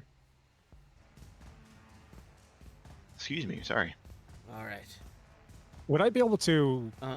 I have a chem analyzer. Would I have been able to tell what he injected himself with? I'm not sure. Chem analyzer? I don't... Probably should have oh my god. Specified Starfinder. Jesus Christ. Okay. Easily operated with a single hand. Yeah, I'd say you can hold it up with a single hand. Oh, it needs a sampling nozzle. So I guess you'd have to try to like swipe the empty syringe if you want to do that. Did he drop it anywhere? I think you probably just toss it on the floor behind him, honestly. I'll try to discreetly just.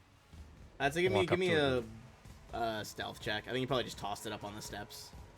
I don't think this guy is too concerned about littering here. Yeah, you snag it.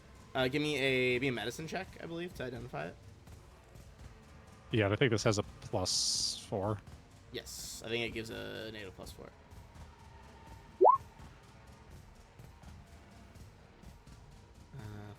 I mean, you would think it's what Shaw injected himself with. It's a commando serum.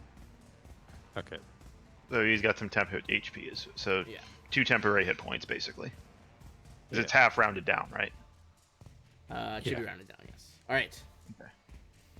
Rolls his neck, raises weapons. He's like, all right. When the bell rings, it's gonna clang, ring throughout the gym, and let me Let us begin. clear our initiative order from the last map. All right, go ahead and click your token and roll on in. I'm gonna roll for our Callistocrat Prophet. Not bad. All right. Unfortunately, he is gonna beat you. All right. Barely.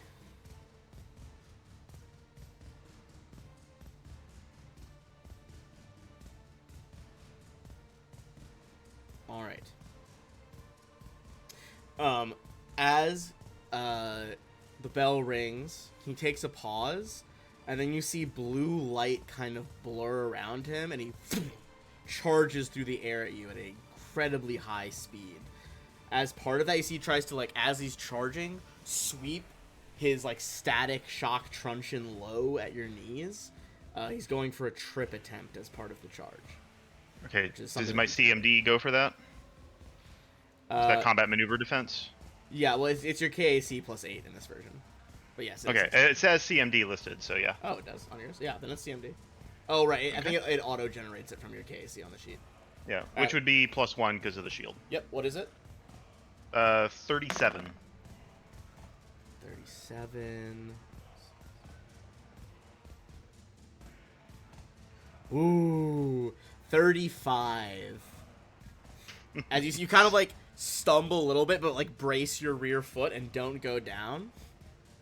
And he kind of looks up, well played, on your feet. And as he leans back up, that's going to be the end of his turn. All right, I'm going to... For real. All right, move action. I'm going to align the shield to him, so that further increases the AC bonus. So my KAC is a flat 30 now. Beautiful. Is this the shield added to both? I believe Yeah, just so. a shield bonus. Yeah, so all right, so 28 and 30 now. Okay, and one big old swing. Where is it? Let's see it.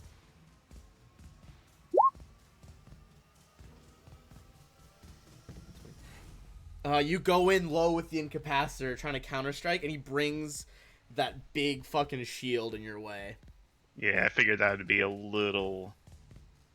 Yeah, I'm definitely not using full attacks. All right, Two turtles just smacking each other. pretty much. Well, well, a strong right, but let's keep the tricks coming. You see this weird blue blur around his body seems to shift, focusing around his shield arm and surrounding, like the kite-looking shield, as he tries to slam it into you. Alright, that is going to be 34. That hits.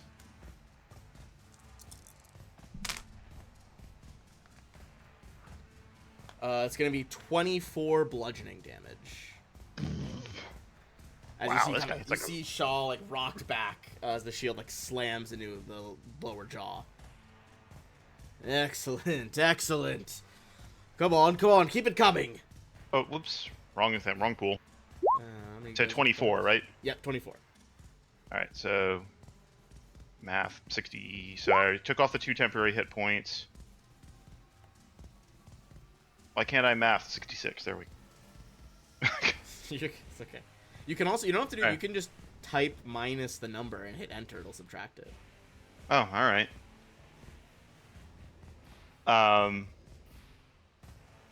But that is him, I'm so gonna- back over to you. All right. I'm gonna try again. Same thing. Shield alignment. I'm gonna try and I'm kind of trying to repeat the same thing here. I don't really have. If I can get a hit through here. Wait a minute. Dex +8. Check something.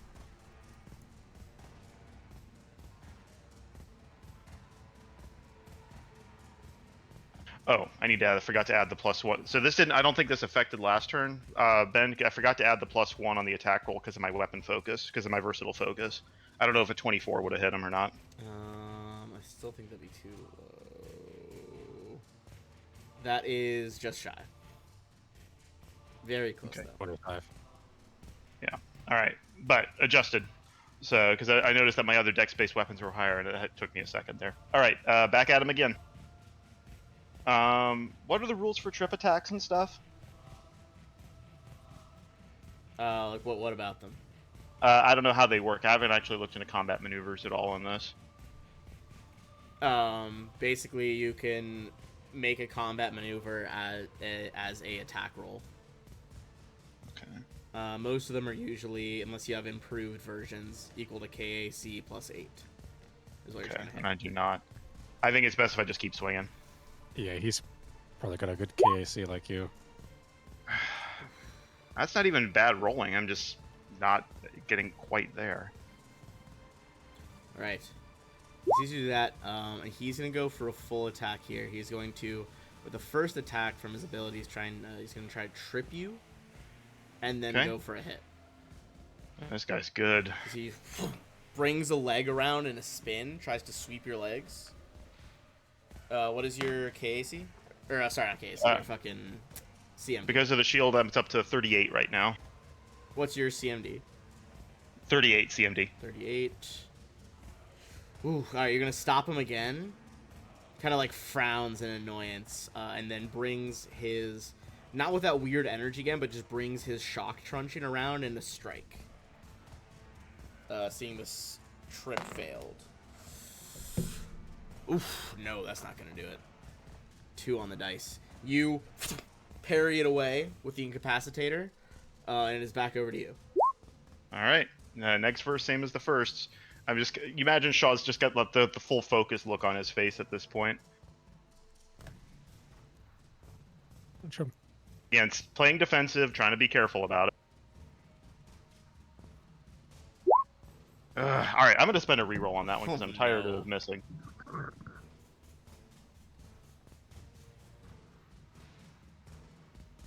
Reroll, reroll, reroll. All right, spent. Let's reroll it. All right, let's see. Oh, come on. So close. Is that with the other bonus? I guess it'd still be. Yeah, it's 24. all baked in. All right. He kind of dances back. Your incapacitated, like just whistling past his nose. Just, oh, almost got a good lick in there. That's my turn. Just keeping the shield This guy hits hard. I'm trying to make sure I can keep at him. He's I gonna didn't try think to it'd be this hard to hit. a mix. He's gonna go in with the shield, and then also the truncheon after that.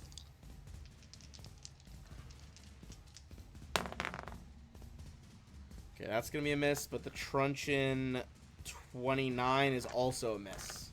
On Casey? Casey, Yep, that's a miss because of the Alright. shield. kind of dents into your shield, and he's just like, you see, he starts like narrow his eyes, like trying to get a bit more serious as he sees you're just more capable than he had thought. All right. Again, same thing. Keeping the shield up, back at him. My turns are complicated. It's fair. That'll do it. That does strike him. The first time you see you draw blood as the incapacitator kind of like crunches into his stomach. You see like a little runnel of blood down from the corner of the mouth, and he's like, "That's what it's all about." Shaw just grins. Indeed. And then shields up, wait for his counterattack. You see, takes a deep breath. That blue energy seems to cascade into his shield arm again as he just shield charges you towards the chest. Single attack. All right, that one is gonna be 33. All right, that hits. If it's 30 plus, it hits. Gotcha. Oh shit, dropped one. No, I can't drop D4s. It's the worst ones. 23 damage as it connects. Oh god, this guy hits hard. See, as he does that energy, every time he does that, you see, it looks like the energy's kind of flickering and leaving. All right. But it's back to you. Again, same thing. Shields up, back at him. Can we sort of like figure out what that flickering is? Like, what is he doing Give there? me a mysticism check. One of the things I'm oddly good at. Another one back at him. Another hit for 19. We're starting to wear down his defenses. Assisting that up to a 25 when Scorpio and James kind of conversing in the stands. You assume he's some sort of vanguard.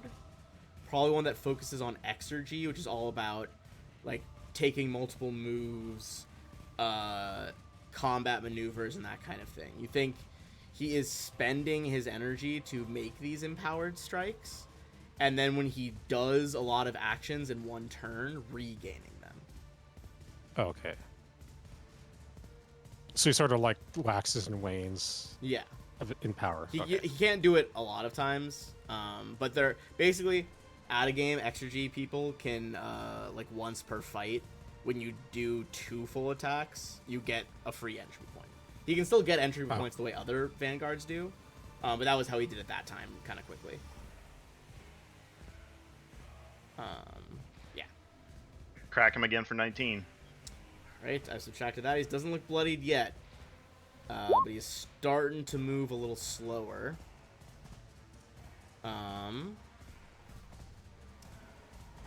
He is. Doesn't look like that hit was strong enough. He is regaining some entropy here. Doesn't look like he's going in for an entropic strike though. As he's gonna do 2 quick slashes with the truncheon.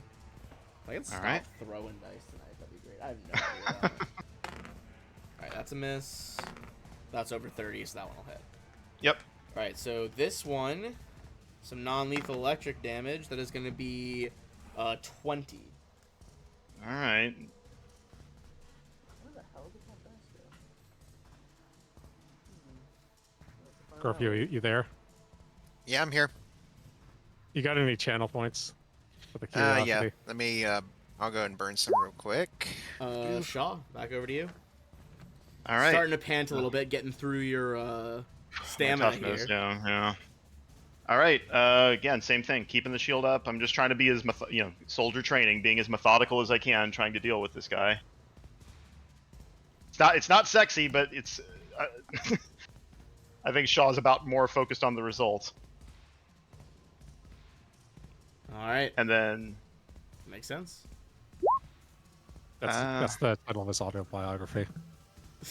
except it didn't hit in this case. Are you doing it? You do have Scorpio, do you want me a reroll if you want to reroll that. Yeah, All just right. spend some for you. Thank you, sir. All right. God. It wasn't a 1 at least, but It's not not that it terrible. matters. I think you basically need to roll like a 12 or above or something. Yeah, it's not Yeah. awful, but oof, can't keep taking hits like that without giving some in return. He's trying to kind of like keep it fresh. He's moving to the side, 5 foot stepping around you. Mhm.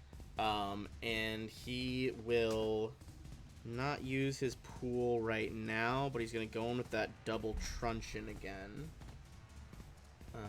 There's another d20. I take it Vanguards are also like they get bonuses on their multi attacks if they have things like that. Sometimes. Okay. His big plays are mainly like doing. God, sorry, my chair is like fucking broken. I need to buy a new one so bad. All right, there we go. That's better. Okay, man. 30. Is it above 30 or is 30 a hit? It meets 30 meets it for Okay. KAC. Min damage on the truncheon that time, so 9. All right, I can live with that. I'm not in health yet. And then the second one. Second one missed. Back over to Shaw. All right, this one I'll step around it and then kind of not like I'm not like actually bull rushing, but kind of trying to make a kind of a heavy, kind of pushing strike. I'm hitting him normally, but I'm trying to see if I can get him against the ropes, basically. All right. Make your rolls. You kind of pressing them backwards. 24. Well, it was 25 to hit, right? Channel point. All right, thanks guys. Okay, yeah. So So it needs to be a 12 or above. So a little less than 50%. Oh no. My dice. That's 2 natural ones, and still this campaign, I have yet to roll a natural 20. Having not been struck back a few times, he is going to decide to burn an entropic strike here. So Yep. single attack. That was a bad roll though. 25 against EAC. I don't think we'll do it. Nope. It's 28 for EAC. And it is back from. Oh, sorry. That was not what I wanted. There we go. All right. Crack back again. Trying to Snap back to reality. push him into the trying to kind of maneuver him into the corner.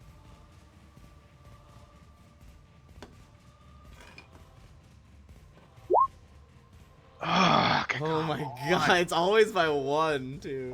Here's another one. All right, thank you. Thanks, Marcus. Scorpio and James like cheering on from the crowd, trying to make you hit. Oh my god! That is 3 11s in 4 rolls, So roll 20, why- specific. and those would have been great damage rolls too. Oh Oh my- my lord. Okay, he is gonna attempt another trip here. All right, so 38 is to what he has to beat. This time he will trip you.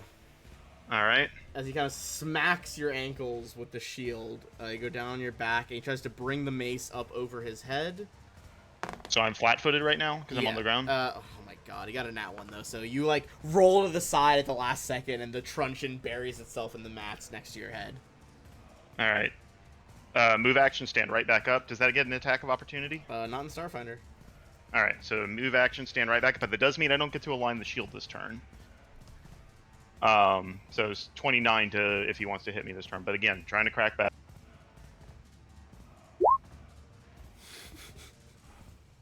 Why does this? Actually Why does roll crazy. 20 hate? Why does roll 20 hate me this badly? All right, I'm burning it this time. Okay.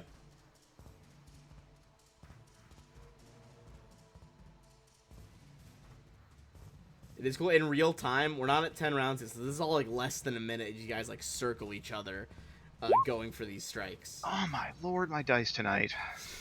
I have not above this. I have rolled a single roll above a 12, All right, he's or gonna 2 rolls, I guess. But good God, I cannot catch a break. forego the trip, double truncheon. 1 hit, 1 miss. All right. The hit is gonna do 14. All right, that exactly ends my stamina. You guys see And the hit points. truncheon buzz against Shaw, and for the first time, it looks like it actually like impacted him. Come on, give me something here. All right, shields up. You Here, have another one. There's no fucking way, dude. Hold on a moment. 24 every time. I just yelled at Ben to stay out of my dice. This is Um, so improbable. Jesus. That was Shaw. All right. I don't even know what else to say at this point. Exactly 1 minute. He's coming in at Shaw. That was a D12. Don't know why I rolled that. But he is going to go for this. His shield gathers the energy. That is over 30, so he will hit that time. Oh, Waka sent you one in the chat. Alright, I'll have to use it next turn because I already used a reroll this turn. Yeah. 25 damage as the entropic shield impacts you. Alright, Nice. Waka, having sent one as well, so this next one, if you miss, you can use a reroll. Alright. Shield up again. It's getting painful. There we go. Alright. And of course, minimum damage, but With that almost strike, minimum he damage. is bloodied, though. As you draw blood, he kind of like licks the blood away, and he's like, it's turning into a good bet. He will go in with the truncheons. Not roll very well at all, though. Going to Shaw. Alright, same thing. Keeping the shield up. Let's... or do I? Got the Full attack. reroll. I'm thinking about it. Ooh. This- We know that his KAC is 25, so it would be 33. I have to roll hit. a 16 or better each time. It's not worth it. I'd have a 60 even on 3 dice. I'm unlikely to roll a 16 or better. Yeah. Yeah, shield up, one swing. All right. So using Waka's reroll. There we go. All right. Another blow to his body. And lets out kind of a low growl as he steps forward. And not channeling his entropic energies, going for truncheon. Kind of wham, wham, 2 rapid succession into your shield. But does not penetrate your defenses. All right. I think I'm out of channel points, so I think I'm committed at this point. It's getting lower. Not gonna do it though. It is ridiculous how this is. I know this is one of those cases where my dice are absolutely insane. Still wants to maintain his entropy. Alright, well, the good news is that first strike was a nat 1. The bad news is the second one was a nat 20. That might put me out. We'll see, it's gonna be close. What's the bonus? Okay, not as bad on his truncheon as it is the entropic. 22. Okay, I am still up. 13 hit points remain. I wouldn't think less of you if you surrendered now. As he sees you, like, kind of stagger back into your fighting position. So, Shaw spits This- blood, and I imagine like one of his like crocodile teeth out at that point. I think Walker just gave another. Oh, is you Thank you, Waka. Oh, nice. Okay, so if we miss this one, we got to reroll here. Shaw just smiles. Wouldn't miss it. That'll do it. Didn't even need the reroll yet. Save that reroll. Another 17. Staggers back. He's not looking very good. Down to the wire then. As it should be. You see as you are like drawing that strike back, he seems to, where the armor was dented, reverse it a little bit as he seems to be weakening the force of that strike that you just hit him with. All right. You do see his blue energy fade again as he tries that. Ooh. Sorry, I double clicked, but he is going to make one swing. Okay. 4 on the dice, not going to do it. Over to you. All right. Back at him with the Waka reroll. I'll use. Reroll, reroll, reroll. All right. He is going in for. He needs to recharge Entropic. He's going for 2 truncheons. As he swipes down low to your knee and then brings it up, tries to go across the jaw. But at the last second, you manage to dodge to the side as it whiffs by your maw. He's gonna get lucky one of these times. Shaw. Oh my lord. No, it's okay. I've got some more. Ooh. Thank you guys so Go, much. go for it. Get him. Dear God. This is so fucking fucked. Okay. Yep. How many nat 1s, 2s, and 3s? Well, keeping the it? good news is he's having trouble recharging Entropic Strikes because you're not hitting him. So he can't really recharge. Truncheons. 29. So Miss. just fucking barely. Goes in with like a short jab with the truncheons. You jerk your head back. You can like almost smell that crackling ozone right in front of your face as it goes back to you. Another 11. The amount of 11s is actually the weirdest part. I know I've been saving these for something. Hold on. Oh, all right. no. I will say he's so close. Thank you guys. Oh boy. Not 20! Oh, beautiful Yes. time for. All right, Fuck yes. you. I like start to think go that- in. Yeah, go ahead. Sorry. I picture like in this as I kind of with the first one I make a feint like I'm coming in like for this jab to the stomach, but spin it real quick and go straight with a vertical strike that connects straight to his chin, like smashing his jaw up into the bottom of his face, kind of a bit. You know, it's just like right where you hear the loud crack of teeth, just like across the arena. Yeah, you hear his like teeth slam into the upper row of teeth, and a little bit of crack. And as he staggers back, he leans on his truncheon. You see like it powers down.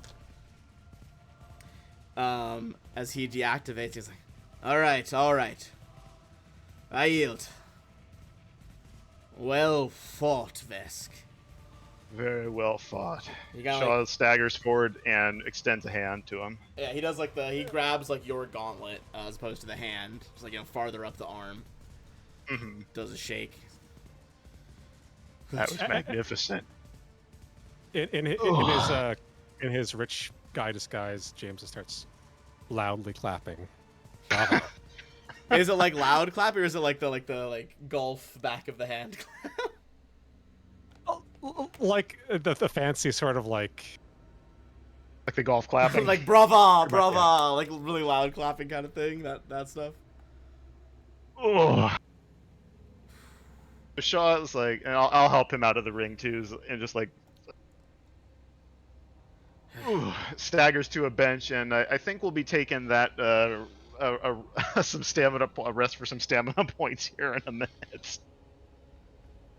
we blew so many channel points. You rolled like 4 nat 1s in I there. can't believe I don't it. think I that cannot. ones weren't as crazy to me as like the 6 missing by 11s? 1. Yeah, That was the crazy and then part. to I will say cap it with a an- regular one would not have ended the fight. Like if it had not been a crit, I don't think you could have rolled high enough to Yeah. end it in 1. Yeah, because 23 is also max, by the way, on that strike. Oh Jesus! Yeah, I mean that was a brutal hit. I gotta say, given my lack of luck hitting with multi attacks, part of me's kind of thinking since we have some long swords, I might switch to sword and board at some point.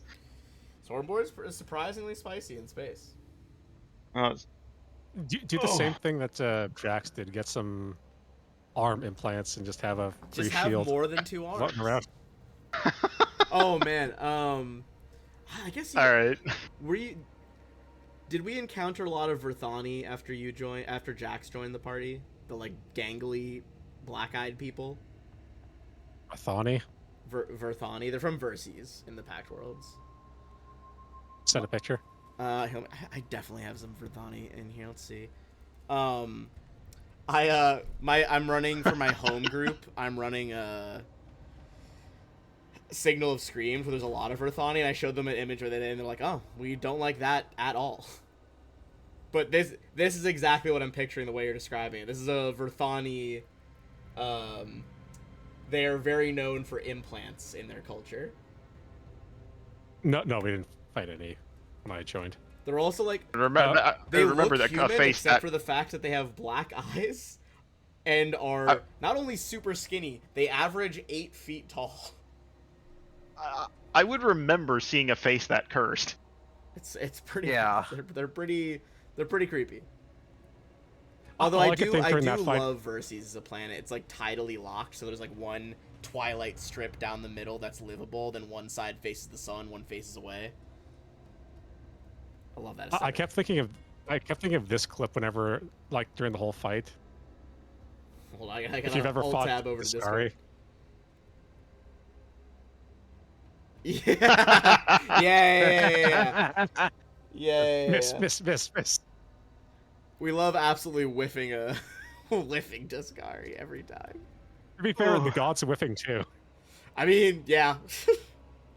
Oh man, they are still putting out new info on who the god that's gonna die is gonna be, and I want to fucking find out. Is that in Wrath of Righteous or Pathfinder in general? In Pathfinder 2e, much like how Aridin died and started like the whole age that we are currently in, the Age of Lost Omens occurred after Aridin died. A new god is gonna die. They announced the other day not who it is, but they announced that Erasni is gonna take the spot and become one of the core 20 deities. Erasni, for those who don't know, had a whole redemption arc throughout Pathfinder, and end of Pathfinder 1e was kind of her redemption arc. And she became a good god, might be a stretch, but Less bad god? not evil anymore. There, that works. Like, I go ahead. I love Pathfinder, but it just sometimes the lack of bounded accuracy leads to like frustrating moments where it's like missing every single attack.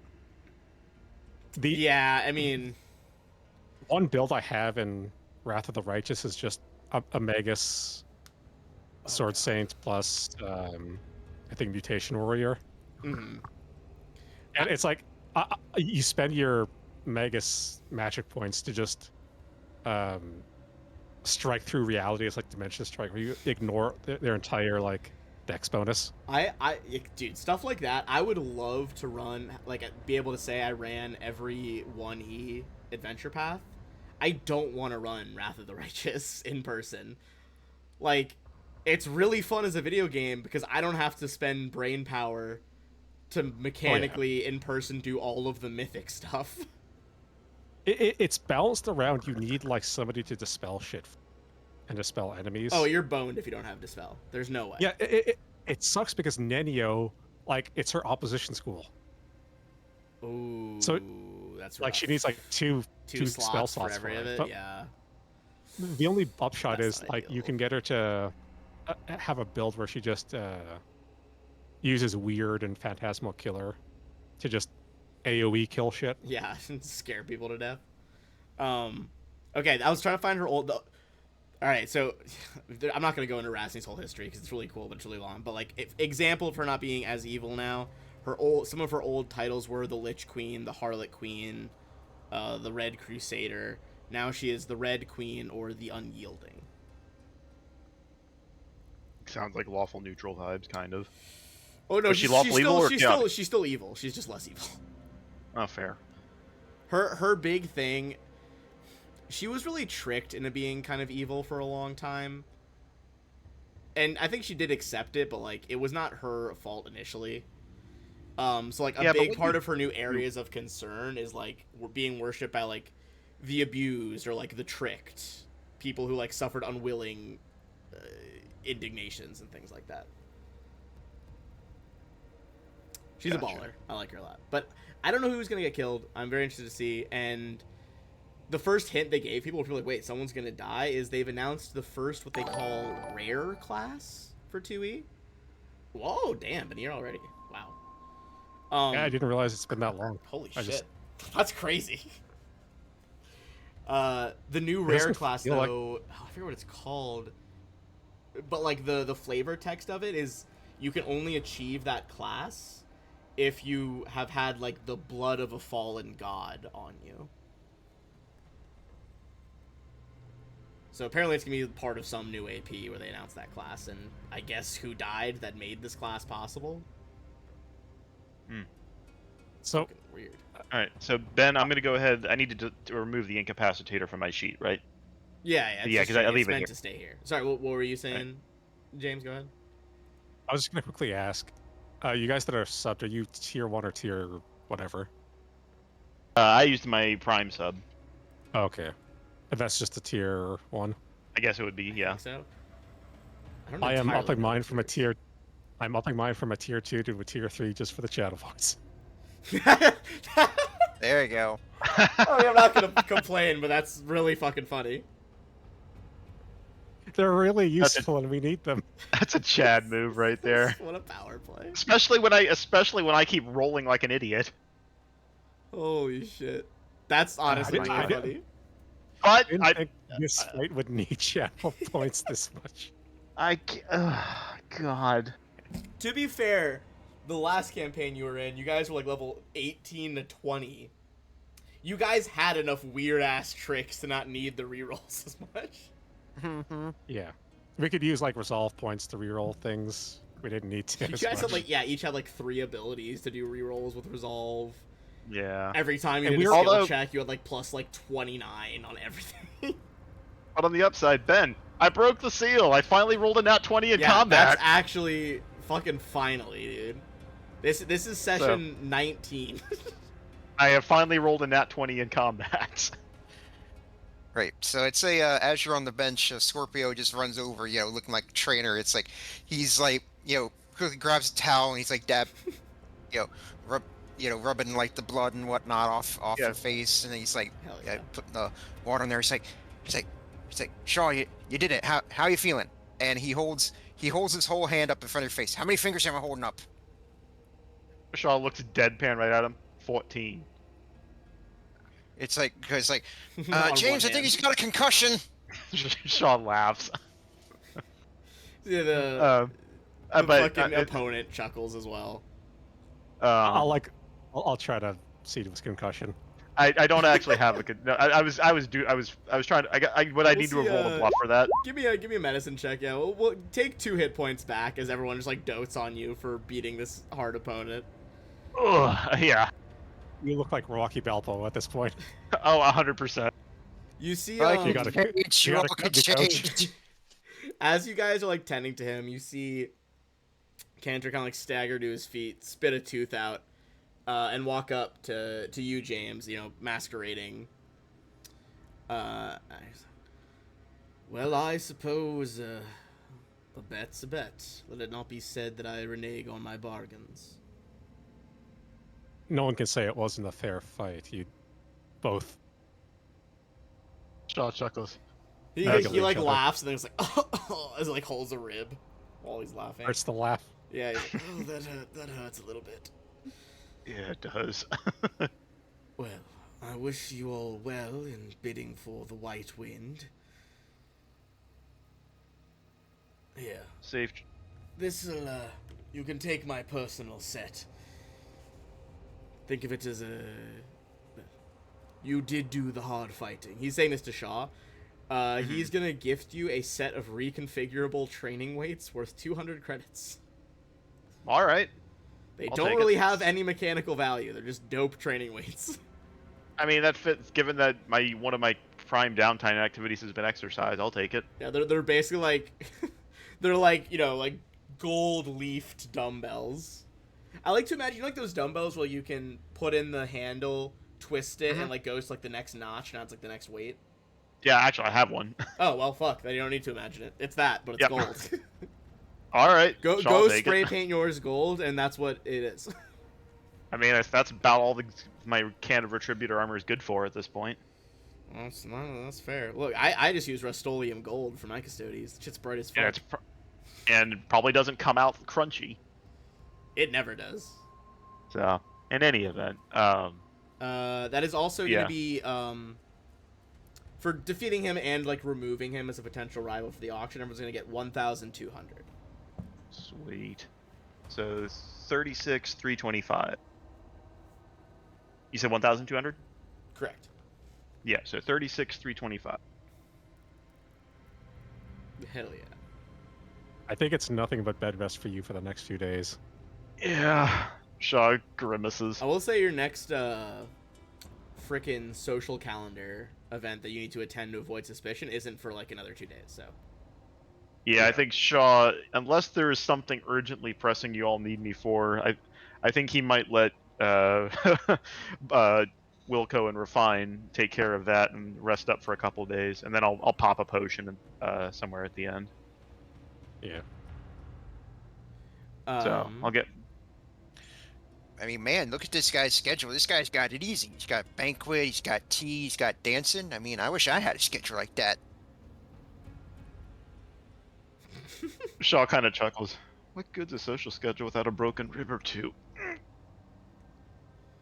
yeah. All right, Don't Push. worry. Broken ribs at the tea house will be great. Don't worry. Don't be such a baby. Ribs grow back. Turns to Refine. Ribs No, they grow don't. back. Well, the funny part is the tooth I spat out. If Vesk or like other like reptiles here, that will grow back. I bet there's flavor text about Vesk somewhere. Well, I think they released a new comic series. I forget who they collabed with, but there's like a Starfinder comic series, and I think there's a Vesk in it. Maybe we'll get some fun Vesk background. Yeah. In real life, alligators and crocodiles can regrow their teeth many times over. I actually didn't know that. Yeah. That I seems saw crazy. a veterinary video for like these people at the zoo had to like get a bunch of impacted teeth out of this alligator. So like they had to like they threw a towel over its head. They had to like wrap it down with like so many like bungee cords and Good lord. duct tape. Duct And then they tape. had like 5 or 6 grown adults just holding it down, and even then it was still like thrashing around. I love the idea Yep. of like get the medical equipment, the towels, the duct tape. Well, if you cover its eyes, it doesn't know what to do. That's fair. I always heard that like they have the crazy downforce bite, but their muscles are not well suited to opening it. It's like it's way easier to Yeah. hold them shut. Yeah, but Yeah. they needed the mouth open, so they had to like throw a Yeah, I wad mean in that's there. unfortunate. That's exactly what you don't want. That is not what you want. So Ben, I'm gonna go ahead. Oh, go ahead. I kept thinking, why don't just put some tranquilizers in there? Yeah, I was trying to say why like once you got like there's multiple people holding it down, I was like, did this vet not have like a tranquilizer? Like, what are we doing? I mean, just like take a chicken full of tranks and just throw it in there. And just wait. Have you seen that? There's a video like that, not of like tranquilizers, but this I don't know, on a farm or something. This woman's like going over to her horse, and she's like, "Oh, who wants a totally normal carrot, not filled with Benadryl?" And she like turns the camera towards like the carrot towards the camera, and it's like cut down the side and just stuffed with fucking Benadryl. And the horse just devours it immediately. Yeah. Saw a video for like these a bunch of Aussies, I think, just they were fucking around with a trank gun and some lions. Oh, no. And after they were done, they shot one of their friends. Jesus. Did he instantly pass out? I want it to be like a cartoon where he just dropped. Pretty much, like he's like, "Ow, what the fuck?" And he starts like walking forward so weirdly. He's like, and then like in like 2-3 seconds, he's just over. Oh He's my lucky he's God. not dead because animal tranquilizers are potent shit. Crazy. It reminds me of Ben, an I'll go ahead. Australian I'll go video ahead. where one of the friends is trying to. He thinks his friends are lying to him that a fence is electric to mess with him. They're like, no, we're not. Don't touch it. And he's like, you guys are messing with me, and grabs. He's like, oh fuck. And everyone's like, no, we literally weren't trying to trick you. Why did you do that? Sorry, go ahead. What is Shaw doing? If we have 2 days, I'm going to take 2 days worth of bed rest. So that'll be actually because that's our level doubled per 2 days, right? Yes, correct. So 32 hit points back. That's not bad. You'll need them. Yeah. And I'll probably at that point, if needs be, I'll probably grab a potion at some point after that. Are you guys? Is there anything you're trying to do, or just lay low during those 2 days while he's resting? I think we just have to try to find more information because we still You still need to know who number 5 is. Mm-hmm. Yeah, we don't know who number 5 is, and I don't think we have enough information on the 4th, that elf. Yeah. Yeah, Scorpio's just trying to put his relation stuff up to the side for a moment because he knows this is an important mission. So he's not really too worried about that unless he gets any text messages from anybody in the meantime. I don't think we can get outside communications if we're in the drift. Oh yeah, that's You right. can, it's just hard. Show and Dizzy. It's like,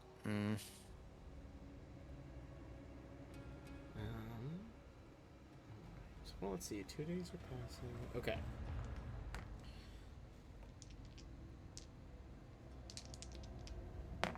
And Ben just responded, "Vengeance eternal." I think this is punishment for vaporizing his Bane blade. I mean, that's fair. You can't just vaporize tech like that and not expect to get away with it. Okay. I think if you are waiting 2 days, I think you will get a text from both Shaw and Dizzy, or Shaw, sorry, Show. ooh. The first, I think, is it's a bit casual. It's just she's sending you like the schedule at the club where she's starting to get a few songs in, and it's just kind of like pointing like, hey, like if you happen to be at Absalom Station XYZ nights, I more than likely will be on stage at least a bit. Dizzy, bit more cryptic, and he basically messaged you and he's like, hey, the Wintermorn's almost done with a job. I'm gonna be back on Absalom in about 2 weeks or so. If you happen to be there, maybe we could get a bite to eat, says question mark.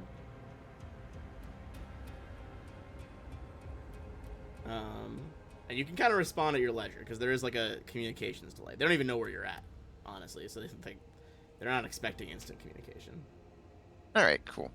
All right, well, you don't have to hold up for me. I'll take a little time to think those over. Yeah, take your time. And then is anyone else going around during those 2 days? I'd go out looking for information. Okay. Give me a D100 roll. I was looking for information as well. Nice, beautiful. I've never rolled a 1 on a T100 before. That's actually fucking nuts. Good lord. Okay. So, let's see. Give me a perception check now that you have definitely failed that D100 roll. God. Oh my fucking god. Someone else's turn to get the nat ones. Holy shit. Oh, you cursed me. Okay, so that negates your ability to try to avoid this from happening. Oh shit. Channel points. Anyone. All right, just a second. I can get you some. I can't believe you rolled a fucking 1, dude. On a D100. Holy fuck. There you go. Thank you. Give me a perception roll. 2. Well, that's better. Okay. You see, kind of marching into the same plaza that you're in right now, looking for information. Here's a question: what do you look like right now? The random rich guy. Random rich guy. Okay.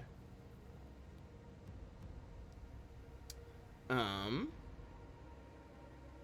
right.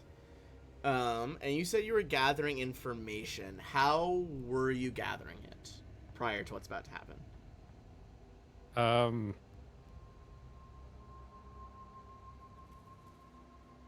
not good at talking to people, so just sort of snooping around, trying to eavesdrop. Interesting.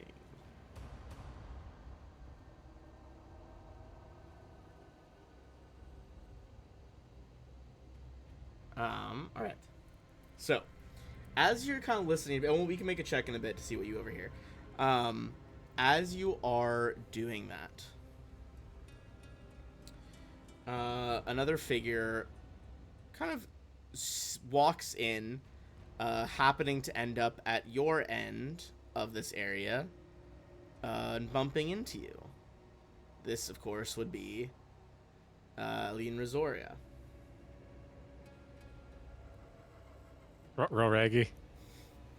She kind of stops, looks you up and down. You get the sense that she might suspect that you're trying to gather some information over here. Looks at your finery, your nice clothes. Hello. I Evening. can't say I've. Well, I thought I knew most of the current rich players on the station right now. Who might you be? Jaeger Reinhardt. Give me a bluff check as she looks you up and down. Just before I roll this, does anyone have any cheddar? I'm spent. All right, I still have some more, but I'm starting to run low. I need them. That's another Oh my two. God, what are you doing, dude? Oh, this is a bad roll in session all around now.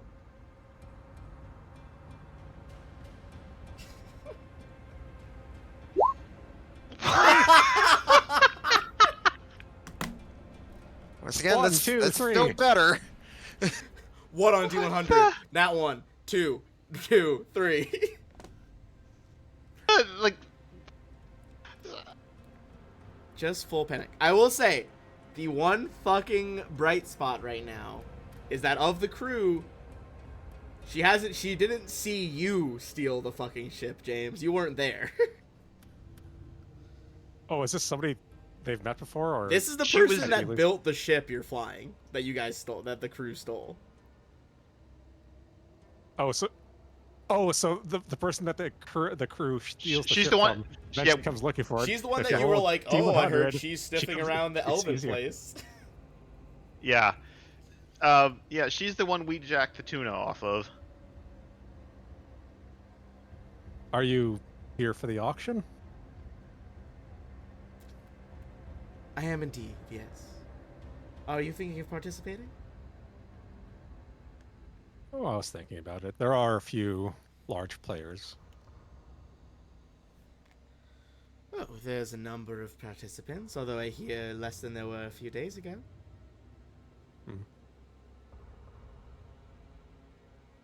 Some dangerous figures creeping around board. Well, Is it common knowledge that Elamar is here? no, definitely not. Hmm. Oh, well, in Callistocrat's stronghold, I find that there's always more than meets the eye.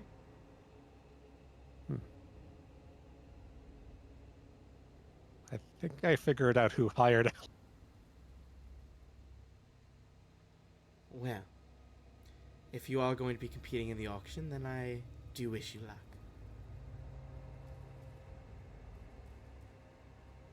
But if And we you'll found excuse number me, 5. I have other things to attend to. Good day. Inside sense motive on that. Give me a sense motive check. Oh, she has fully clocked you. Okay. As she begins to like walk away, you think like you didn't steal the ship, but you guys have been getting into shenanigans all over the galaxy in that ship. And your And if that involvement bounty, that bounty is out now. You're not an unknown quantity entirely, even if you are perhaps less Yeah. known than the other two. I'm gonna find an alley to like sneak into Cloaking Field on, and then just change into a Callistocrat. What a time! Also, they're rating our chat right now. What a time to witness us! You absolutely bomb this encounter. we are so hosed. Oh my god! Of all, I can't believe it. Nat 1 on the D100, and then just 1, 2, 2, 3. The only thing you've succeeded as a science mouse to know, like, oh, that didn't go well. I love that our viewership is like tripled to watch me fuck Oh, up. only to watch you fuck up. That's so good. All right. That does happen. Let's say while you're out there, if you want to give me, you said you were just kind of spy on people. So go ahead and give me a perception check again. See if you've unlocked any information about potential rivals at this auction. 3. All right. On 33 on some subsequent days of investigation, you're not going to know a lot about her. However, there is someone rather special coming to this auction. A fixture in Callistocrat circles since the gap ended. A woman simply known as Zlene. She is a witch weird. And I will show you a picture of her. Witch weirds are like 4-armed interdimensional traders. Trader, not like they, betrayed anybody.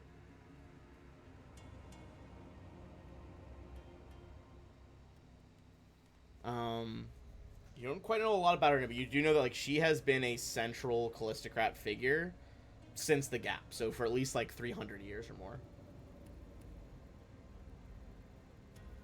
And this is in addition to the 5 people that we knew about going to the auction, You right? think this might be the 5th? Wait, isn't Aline one of the 5 people? She could be a 6th. Okay. Or is Aline maybe just here for us? Hard Two to things are not say. mutually exclusive. Certainly, She's here for the auction. This is for us. Those two possibilities are rapidly coming to a singularity. Come for the auction, stay for the murder. I mean, to be fair, I think she knew we might have been here to begin with. Possible. Maybe. Hopefully. It's interesting that these various Edge Corp aligned factions seem to keep conveniently having slip-ups for us to try and exploit. Mm-hmm. Yeah. Well, I mean, if you're a corporation that exists over the whole span of the galaxy, infinite galaxy, eventually they're gonna fuck up. I get that, but her being here and then Elamar being here, I think Shaw would be very, very distressed to hear that she's here, because that's not a good sign. I assume you do report that back. We're gonna say you did that investigation over those 2 days. You got your arrest, Shaw. And I did go ahead. get my messages out there for Show Yes. and Dizzy. And you respond to Show. Go. You can go ahead and read them out. I'm gonna scroll so back for up so I can Show, see. about her getting some good songs in, moving up on the performance card here.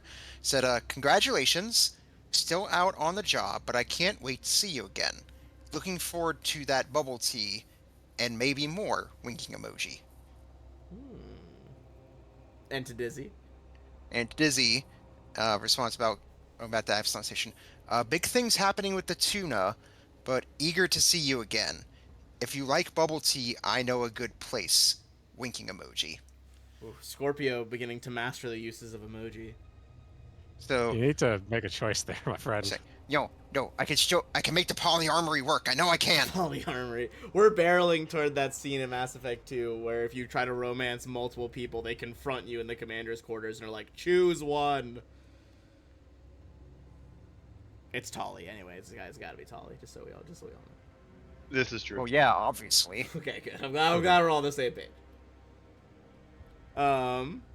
Tali aside, with those days past, having sent our messages out, done our spying and all that stuff, the next event that if you want to keep up this illusion of Astrayer still being here, is his reservation at the Chrysalis Tea House. I will go with my bodyguards. Hell yeah. We'll assume Refine And comes as secondary. the assistant again. Mm-hmm. Yeah. I think at this point, having heard that we may have been clocked, I think I might spend the credits on a potion real quick to recover the remainder of my hit points. Okay. Yeah, I go don't ahead love and drop spending that money. I don't love spending that amount of money on serums, but at the same time, I also don't want to be 15 hit points down if shit goes south. I'm thinking we might have to take care of LMR before the auction if we want to stand a chance. That's distinctly possible. It just we would have to be careful with Lanai and But I don't think Aline. I don't think removing all 5 of them from the auction is plausible. But I think even if we can get even one more out of the picture, then I think we'll be in good shape. Mm. Because I mean, we've Do we already. wanna- Go ahead. Do we want to try to churn the remaining ones against, like, there's some people who are Telestrate and there are some people who are Edge Core. Do we want to try to like play them against each other at all? I mean, the problem is they're both. I think. Aline Razora is both.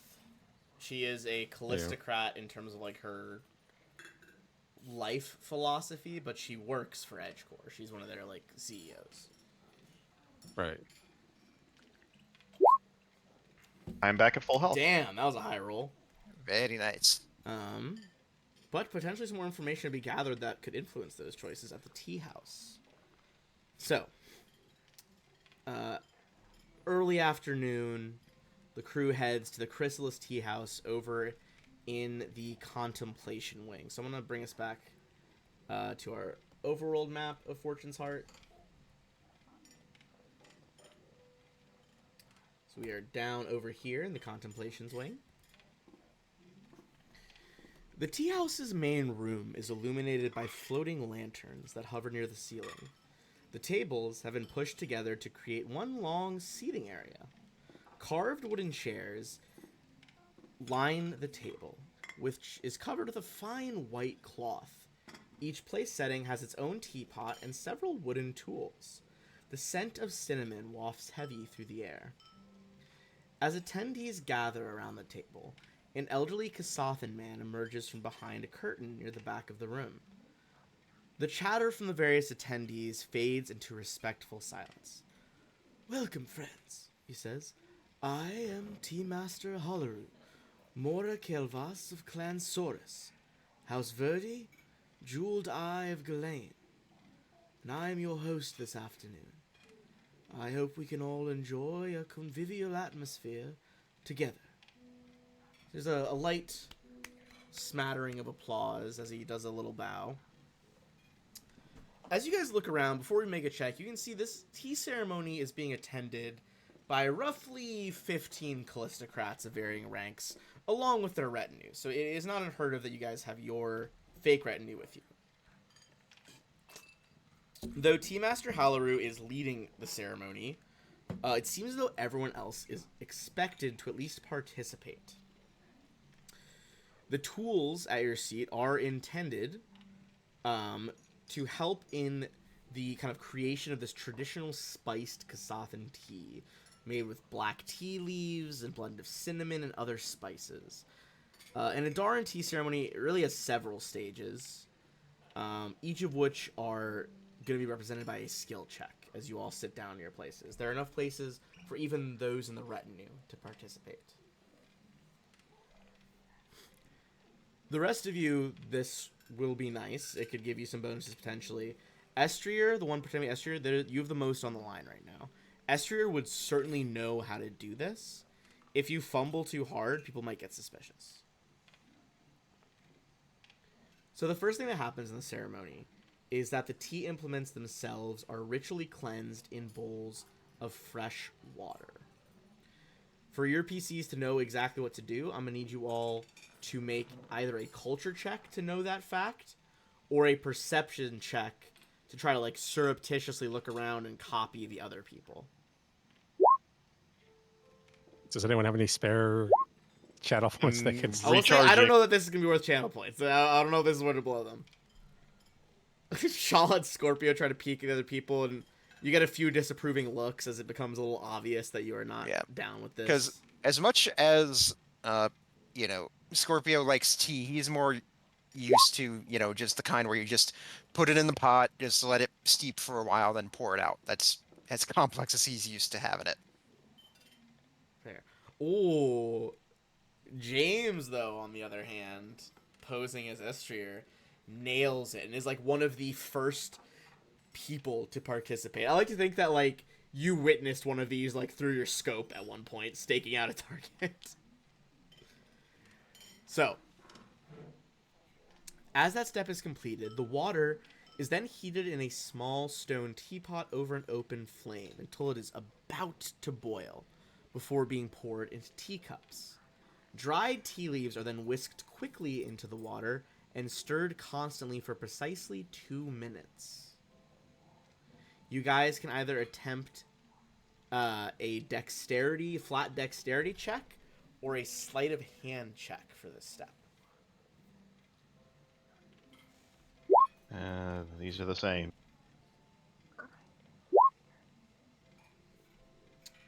Estrier James, that is another success, barely. Scorpio is not a success. Shaw does succeed, though, making up for some of the earlier lack of attention to the ceremony. Scorpio having a real tough time with these steps. Yeah, it's like he sent off the messages and he knows there's a delay between it, but he's still feeling a little anxious. The final part of the ceremony is upon us. You see a wooden dipper among your tools. It is used to add drops of sweetener, typically honey. But to adhere to Callistocrat dietary guidelines, there is instead agave syrup substituted for this particular ceremony. I need you guys to either make a culture check or a mysticism check to know how many drops of syrup should be added. You squeeze the whole bottle in, Scorpio. Oh my god. I like it really sweet. What can I tell you?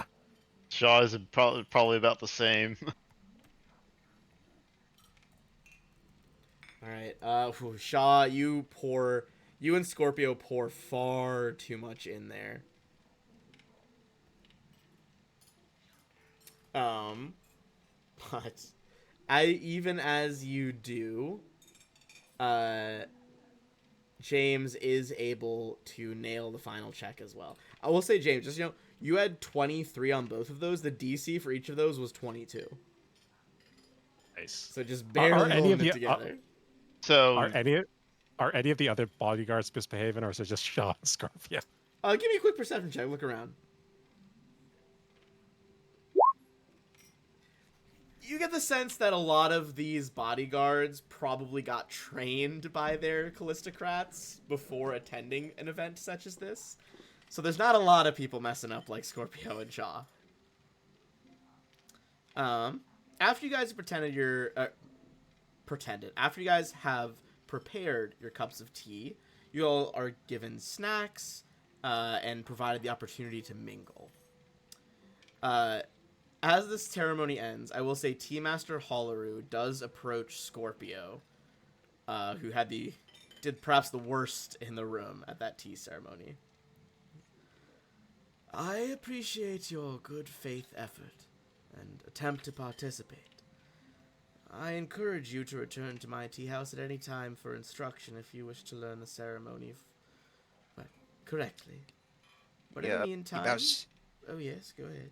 He bows his head and says, I apologize, sir. I've just been very, distracted lately.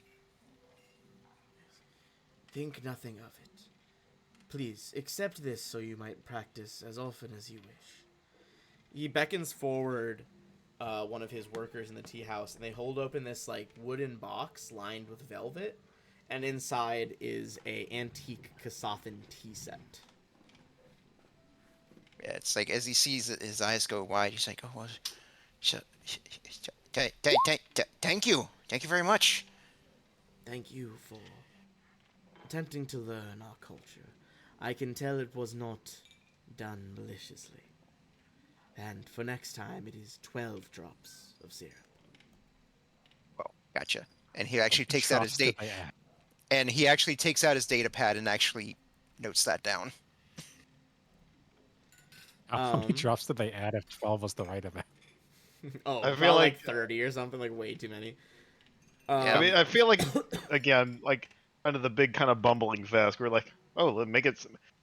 I think Shaw has probably had far too many drinks where, shall we say, the mixology is a bit loosey-goosey compared to this. I will say, at least James would know that there is a reason it's 12. It is representative of the tempering. It's kind of like Rumspringer that the Amish do in real life, where Kasathan youths will like leave their communities and go on the tempering, where they spend 12 months going to new cultures, trying to learn new traditions, and leaving their comfort zones. So it's one drop for each month a Kasathan would be out in the tempering.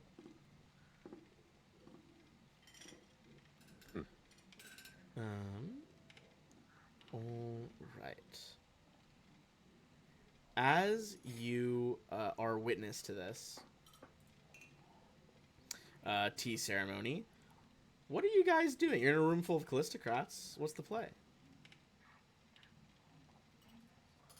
I think Shaw is trying to keep quiet and just mostly just keep an eye out for, having heard that Aline is on the station and has probably made us, is basically keeping an eye out for anything untoward. He's both playing the bodyguard role and very much concerned for their well-being. Yeah, Scorpio would be doing the same, making sure to keep an eye out for anyone suspicious, and also for, doing the thing where you're like, wherever situation you're in, you're always looking for what's the fastest exit. Yeah. Are there think- any? Any Go ahead. what? Go ahead. I was gonna ask, are there any air ducts nearby? In this tea house? No, not really. Okay. All right, and It's then meant I to also look have like very old-fashioned amongst the modern buildings. And how visible is this where we're sitting from the outside? Decently visible. If you also make a perception check to see if anyone is here of interest.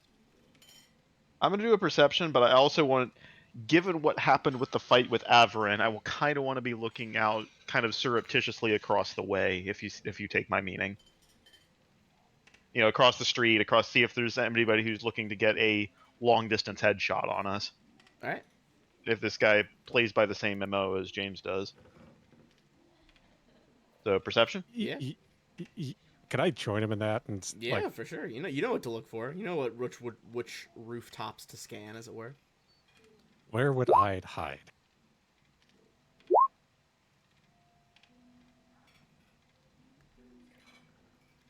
You guys don't see any sniper's nest or anything like that. However, you do notice that kind of going by this shop, you see a Verthani woman. The ones with the dark eyes. She appears to be staring at you two. Do I recognize her at all? I would say just honestly straight up no. I don't think you would have had cause to see this woman before. Okay. What did she look like? Is she dressed like a Callistocrat? No. She's wearing a black kind of fitted suit with a red shirt underneath.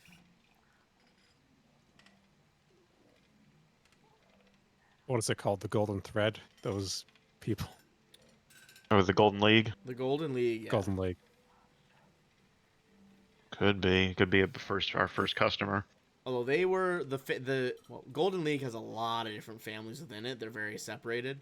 The family that you're dealing with has a lot of Drow in it, not Verthani. Not to say they couldn't hire agents, but there is that. Yeah, I mean, they sent Vesk after us already. That is true. They sent some Vesk brothers after you.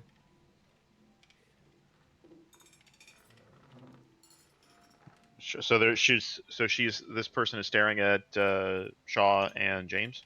Yeah.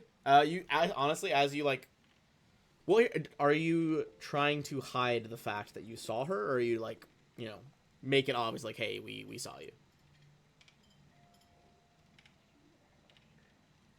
I would say I'll try to pretend like I didn't notice her. I think Shaw would try to be surreptitious as well. okay. Give me a bluff check. Paria. Pretty good. I mean, I am the bodyguard. It would make sense that I'm kind of looking around, doing that kind of a thing. You see, she doesn't do this to James, but Shaw, you kind of like look back, trying to see if did she notice, and you see she's like looking at Shaw directly. She seems to kind of just give like a slow blink, almost like, "Yep, I see you." And you see her, she turns her head, looks over at like a nearby like coffee stand, and heads over there. Looks back at you and kind of nods her head toward, like, tilts her head toward a bench nearby.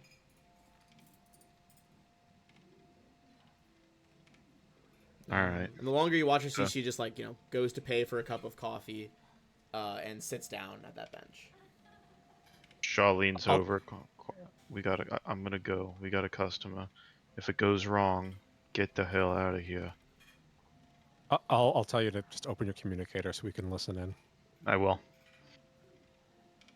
You guys kind of adjust the, beads in your ears, So as he walks Charles over. and Shaw will stand not at a time where it's not going to look rude. As excuse me, please. Again, trying to keep up appearances. And then I'll go across the street to meet her. I'll get a cup. Oh, you grab a coffee as well. Okay. Yeah, black coffee. Kind of, blow some of the steam off it. Sit down next to her. Well, it's rather embarrassing. You spotted me. Got good reason to keep my head on a swivel. I could believe that. She's like I don't believe. speaking go ahead. straightforward, like not looking at you, as if she's like not having this conversation. She's like just talking while looking straight ahead. Don't believe we've been acquainted. That we haven't. My name is Thais Vex.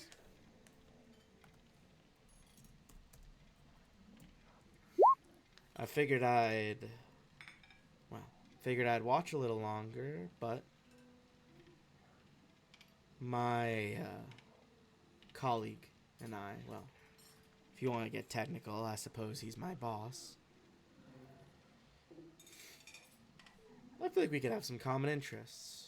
Would you like to meet us at the Crown Jewel tonight for dinner? You guys know that that's like the most expensive restaurant on the station.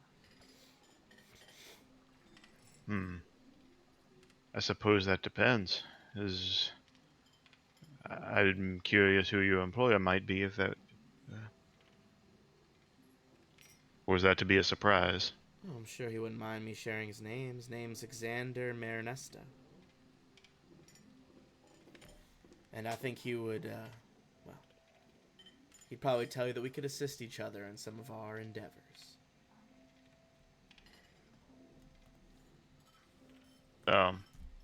Shall think about that for a moment.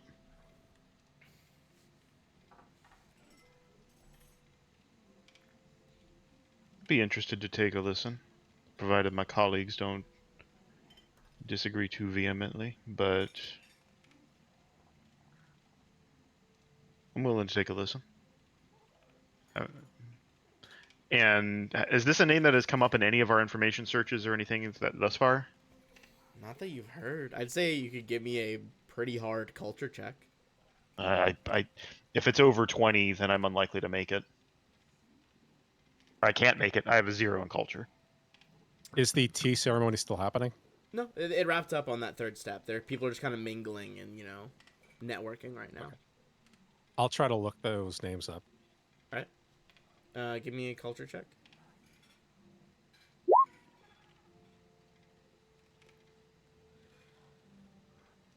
Those names don't ring any bells to you as like individuals. That being said, judging by like just the names themselves, it sounds like these two are natives of Verces. Refresh my memory about Verces. That's these are the people with like the dark eyes, and like gangly physique. It's a planet in the Pact Worlds that is tidally locked. Here, let me flip this over to the Pact Worlds. Yeah, the whole everything, all the civilization it's on a narrow band on the Terminator. Yeah, right there. So, thin twilight belt right in the middle, where all the countries are. They call it the Ring of Nations. And then the side facing the sun, impossible to live on, desert. Other side, extremely cold, Arctic, impossible to live. But they are one of like the you know, main worlds here. They're part of the Pact World system. Charles, I wouldn't don't mind having a nice dinner while we're here visiting on the station. I'm willing to have a listen. I'm not going to commit to anything until I hear what he has to say, but I'm willing to listen. She nods, takes a sip of her coffee. Well, we'll be at the Crown Jewel. Table in All right. the back left. 7 o'clock. 7 o'clock. We'll be dressed for the occasion. She stands up, tosses her cup in a nearby trash can, kind of straightens her jacket, and just walks straight ahead. Shaw slowly finishes his coffee. Kind of quietly motions to Kamika. We're clear. For now, at least. Right. Is there anyone at the tea ceremony after it's wrapped up that would be of interest? As you are looking around the tea ceremony, let's see. Sorry, we're stretching across a bunch of pages here.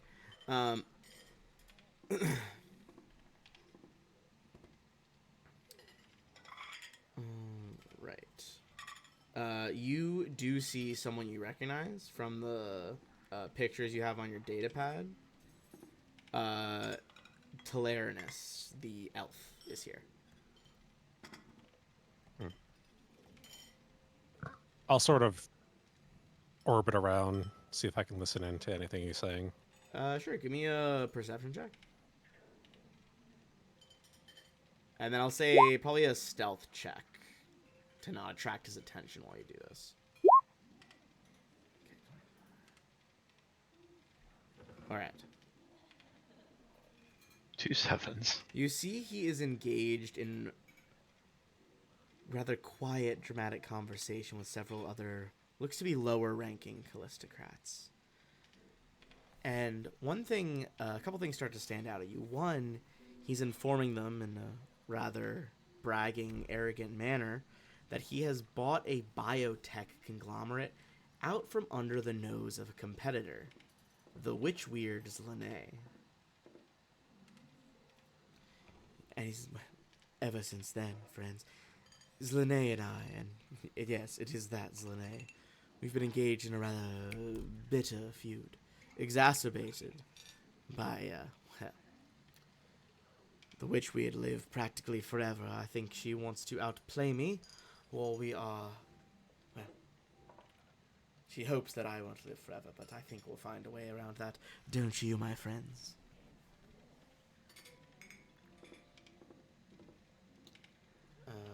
But judging by that, it seems like he's a direct rival of the Witchweird. Of Zlanae, specifically, not all Witchweird.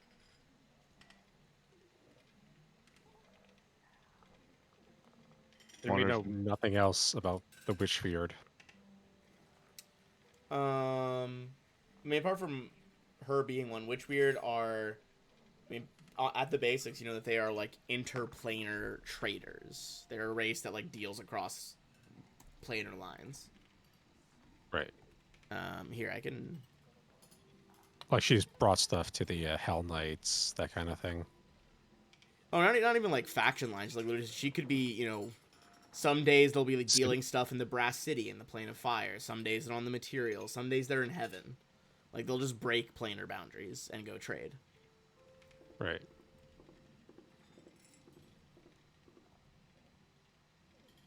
Is it possible to, like, record anything of this conversation? It would be difficult. I'd say be a sleight of hand check, because basically you'd be trying to get a mic close enough to not pick up the rest of this party and still not be noticed. Sleight of hand, you said? Yeah, I'd say sleight of hand.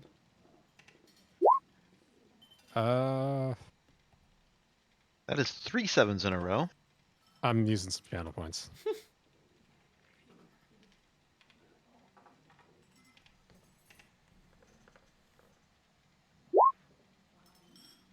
Slightly bad. That's a d12. What am I rolling? This is d20.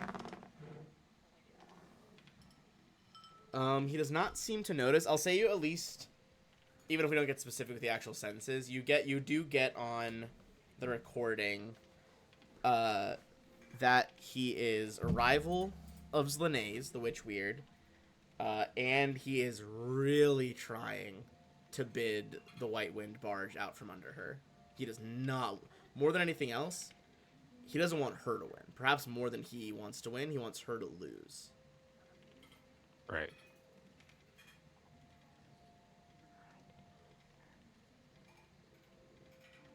I think we're gonna have to like play them against each other. I just don't know who we side with. Can you show me the Witch Beard again? Yeah. I will say, as you are listening in, I think you will get one piece of information that might lead you to some more discoveries. He is telling some of the members of his retinue that they are going to meet tomorrow at the Peachtree Lounge to discuss something that he only refers to as an important matter.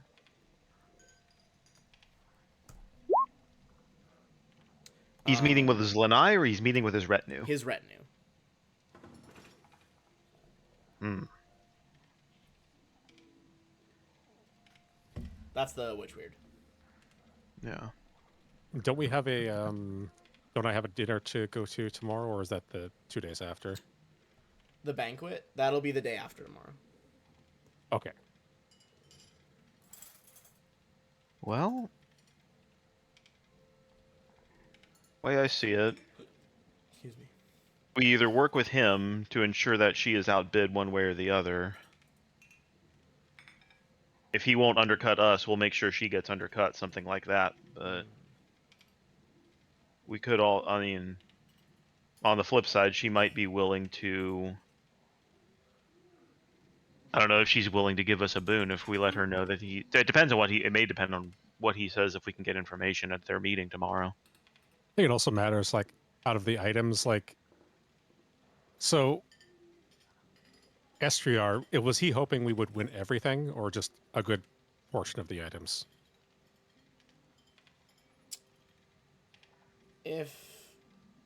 Wait, which one's Esther? Our patron. Oh, your patron? Yeah. I mean, he's hoping you guys win as much as possible because he just wants a percentage of the winnings. Right. Do we have an idea of how much credits we would have to come into this with to hope to win some of these items? Like, Thousands and thousands. and we don't really have thousands and thousands, do we? You don't. But the less competitors you have, the easier, and whether you can leverage some stuff might make some changes. How much does everyone else have in credits? In the party? Yeah. I mean, I can check Refine, but I don't think she has. a I've lot. got about 2,500. Okay. I've got 14. Not 100, just 14. Just actual 14? Jesus.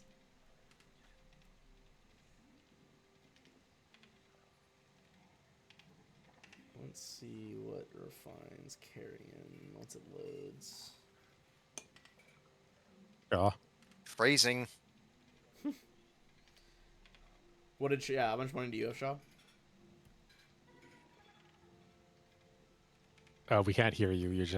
You're lighting up, but Sorry, nothing's coming out. Yeah, I can I've see been it muted right this now. whole time. I have been talking and nothing's come out. Oh. All right. I have a little over 2,000. So And as far as far, you having 14, yeah, 4,514. yeah. Once Refines loads, I'll tell you.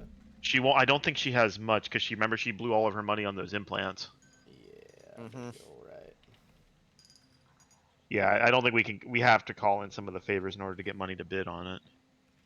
Because I don't Is- know how else I don't know how else we're going to acquire the funds for this. Otherwise, it's just going to be. Instantly outbid. Yeah, we're not going to be able to compete at all.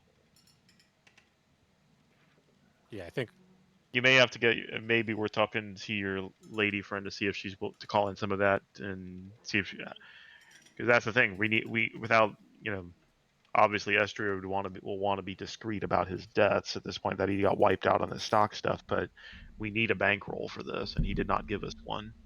yeah. But yeah, You know, James, maybe you might be able to convince her to sweeten the deal if you might, I don't know, maybe she might want to spend the night together. Hmm? There's a problem with that. Mm-hmm. What do you mean? Just wear the hollow skin the entire night. I mean, Never if you mind guys the, are the into fact that. that there is a time limit on it.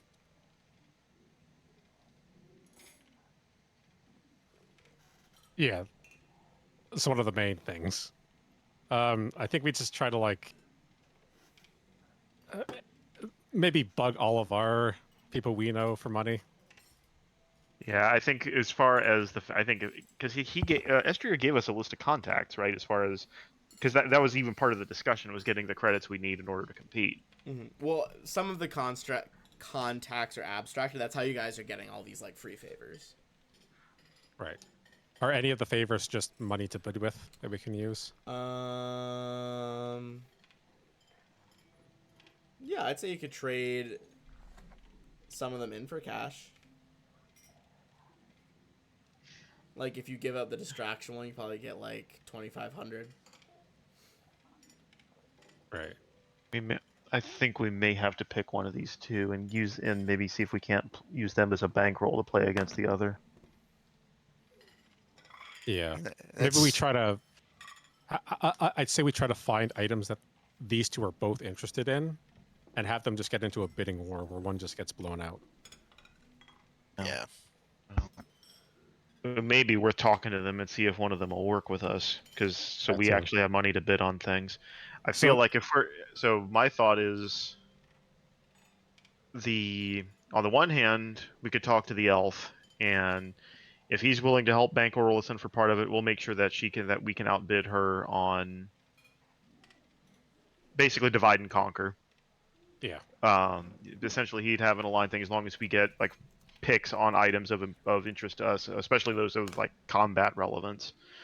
Alternatively, we could go to her, have the information from if we can gather the information on what they're saying at their meeting tomorrow, and basically trade that for a bankroll to outcompete him at the at, at the auction. Yeah. Honestly, from what you're saying, I'm thinking the plan with the Witch Warper sounds more plausible.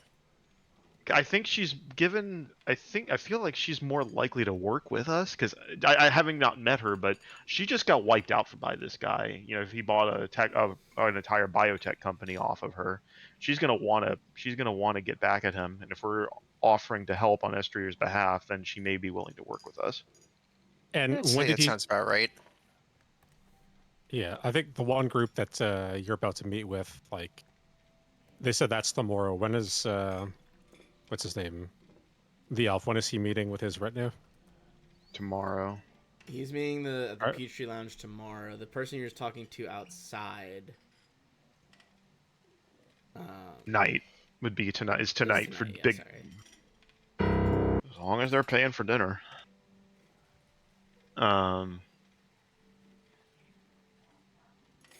Which that may be, if there's something we can do quickly to earn income, that may be an additional source, or it could be somebody trying to lure us to a spot where we could get cacked. I don't know.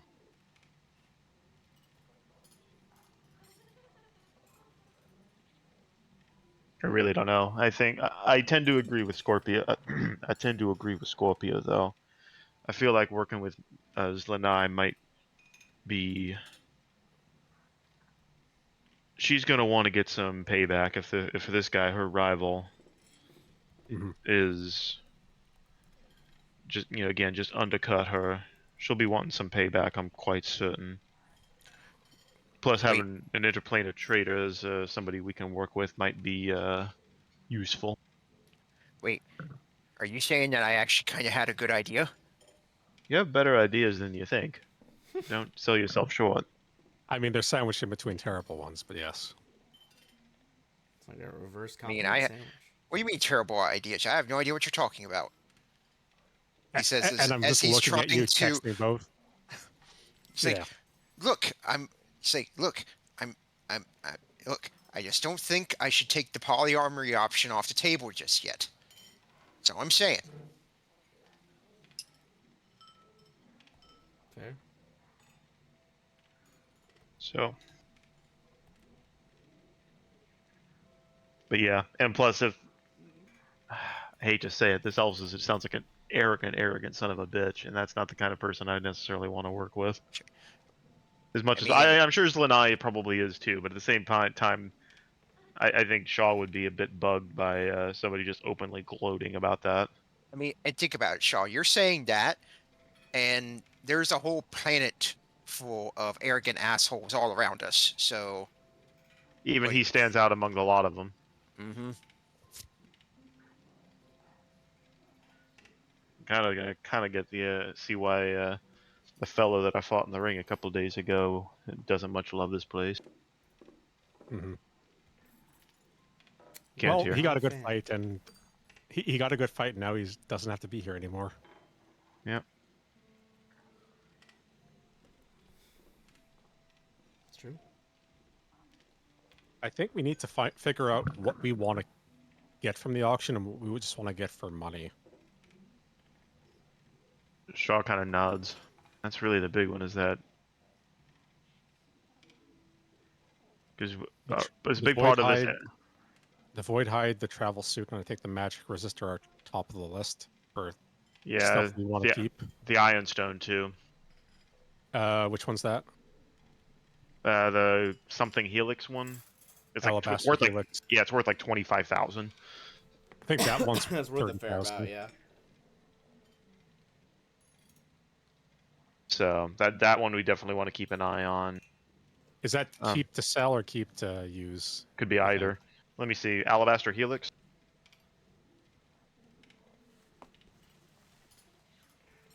Or I gotta remember Aeon Stone. Not I'm used to them being Ion Stones. Yeah. Well, they all belong to the Um, Aeon Throne Empire now. Yeah. Oh, I have opinions on them. Even though we didn't finish Rise of the Rune Lords, I have thoughts on the followers of this of the Do you mean the Sahedron. Thessalonians? Yeah. Or I'm talking about the Aeon Throne Empire and Starfinder. Aren't they also descendants from Thassalon? Kinda. Well, not Thassalon. They left before Thassalon, I think. Okay. Or was Thassalon? I thought they were all another one of the.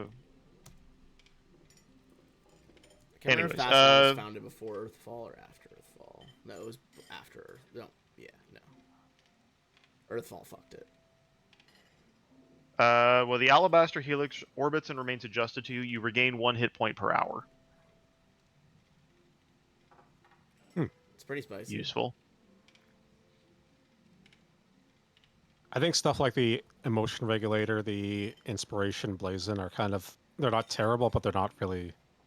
I think I'd rather just sell those. Yeah. The resistance plates, and the void hide definitely sound good. The Aeon Stone, sorry, old habits die hard. But yeah, Yeah, I'm just looking up everything myself now too.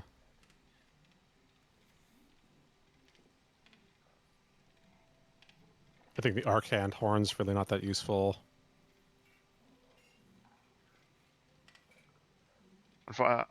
if any one of us was a spellcaster, I would 100% say the Ring of Counter Spells. Yeah. The Platinum Travel Suit also quite good. Yeah, I kind of want that, either the Void Hide or the Platinum travel suit. Yeah, I think they're we both light armor, so it's either me or Fine that would yeah, get one of them. or Scorpio, but he's also got light armor already. Either way, What light armor do you have, Scorpio? It's a Vesk Brigandine Mark III. I have Mark II. Oh, damn.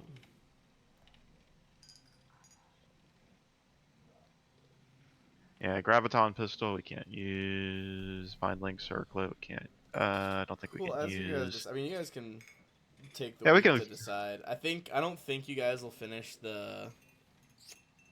And I want to start the conversation with the people at the restaurant if we only have like 10 minutes left. Yeah, I think that's gonna take longer. It's gonna Yeah. take longer.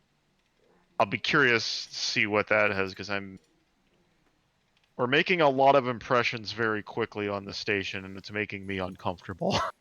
Yeah. Yeah, we got rid of 2, but 2 just arrived on the station. I can't believe you got a 1 on the D100. Did that summon her here, or was she already here? She was already here, but I mean, with a 1, she pretty much just smacks right the fuck into you. Just out of Yeah, her that's the mouth. thing. You see someone roll a 1 on a D100, it's either really good or really bad. Yeah, there is no in between. If it was Call of Cthulhu, it would be really good. You want to roll low in Call of Cthulhu with D100s. It's all D100 based. What's the Dark Rhomboid do? The target. It's the same thing as the other stone, is just maybe Oh. different bonus. Yeah. You know, I know it's another Aeon Stone. I'm just not sure what exactly it does. Fair. +2 insight. Ooh, +2 insight bonus to perception and sense motive checks. Could be helpful. Not insane. Could be useful. Yeah. I think we just sell that. It's worth 18,000, so it's worth selling. I think I would either want the I would want the cavitation pistol, and either the platinum travel suit or the void hide. Yeah. Both good armors for you. Yeah. Yeah, there's not a lot here that really does a lot for Shaw, so... Well, while we decide gear, Except- I'll end this stream for now. Okay. I feel like Yeah. I'm just discussing gear at Yeah. this point. But thanks everyone who watched. Yeah. Appreciate it. Yep. Thanks We'll be for back coming in next with the raid. Wednesday. Yes, Yeah, thank you if for you're the still raid, here, and... thanks. We got the raid just in time to watch me fuck Yeah, up. that was such poetic timing. It was actually crazy. Oh my Even goodness. on a Oh, damn man. reroll, I still fucked up.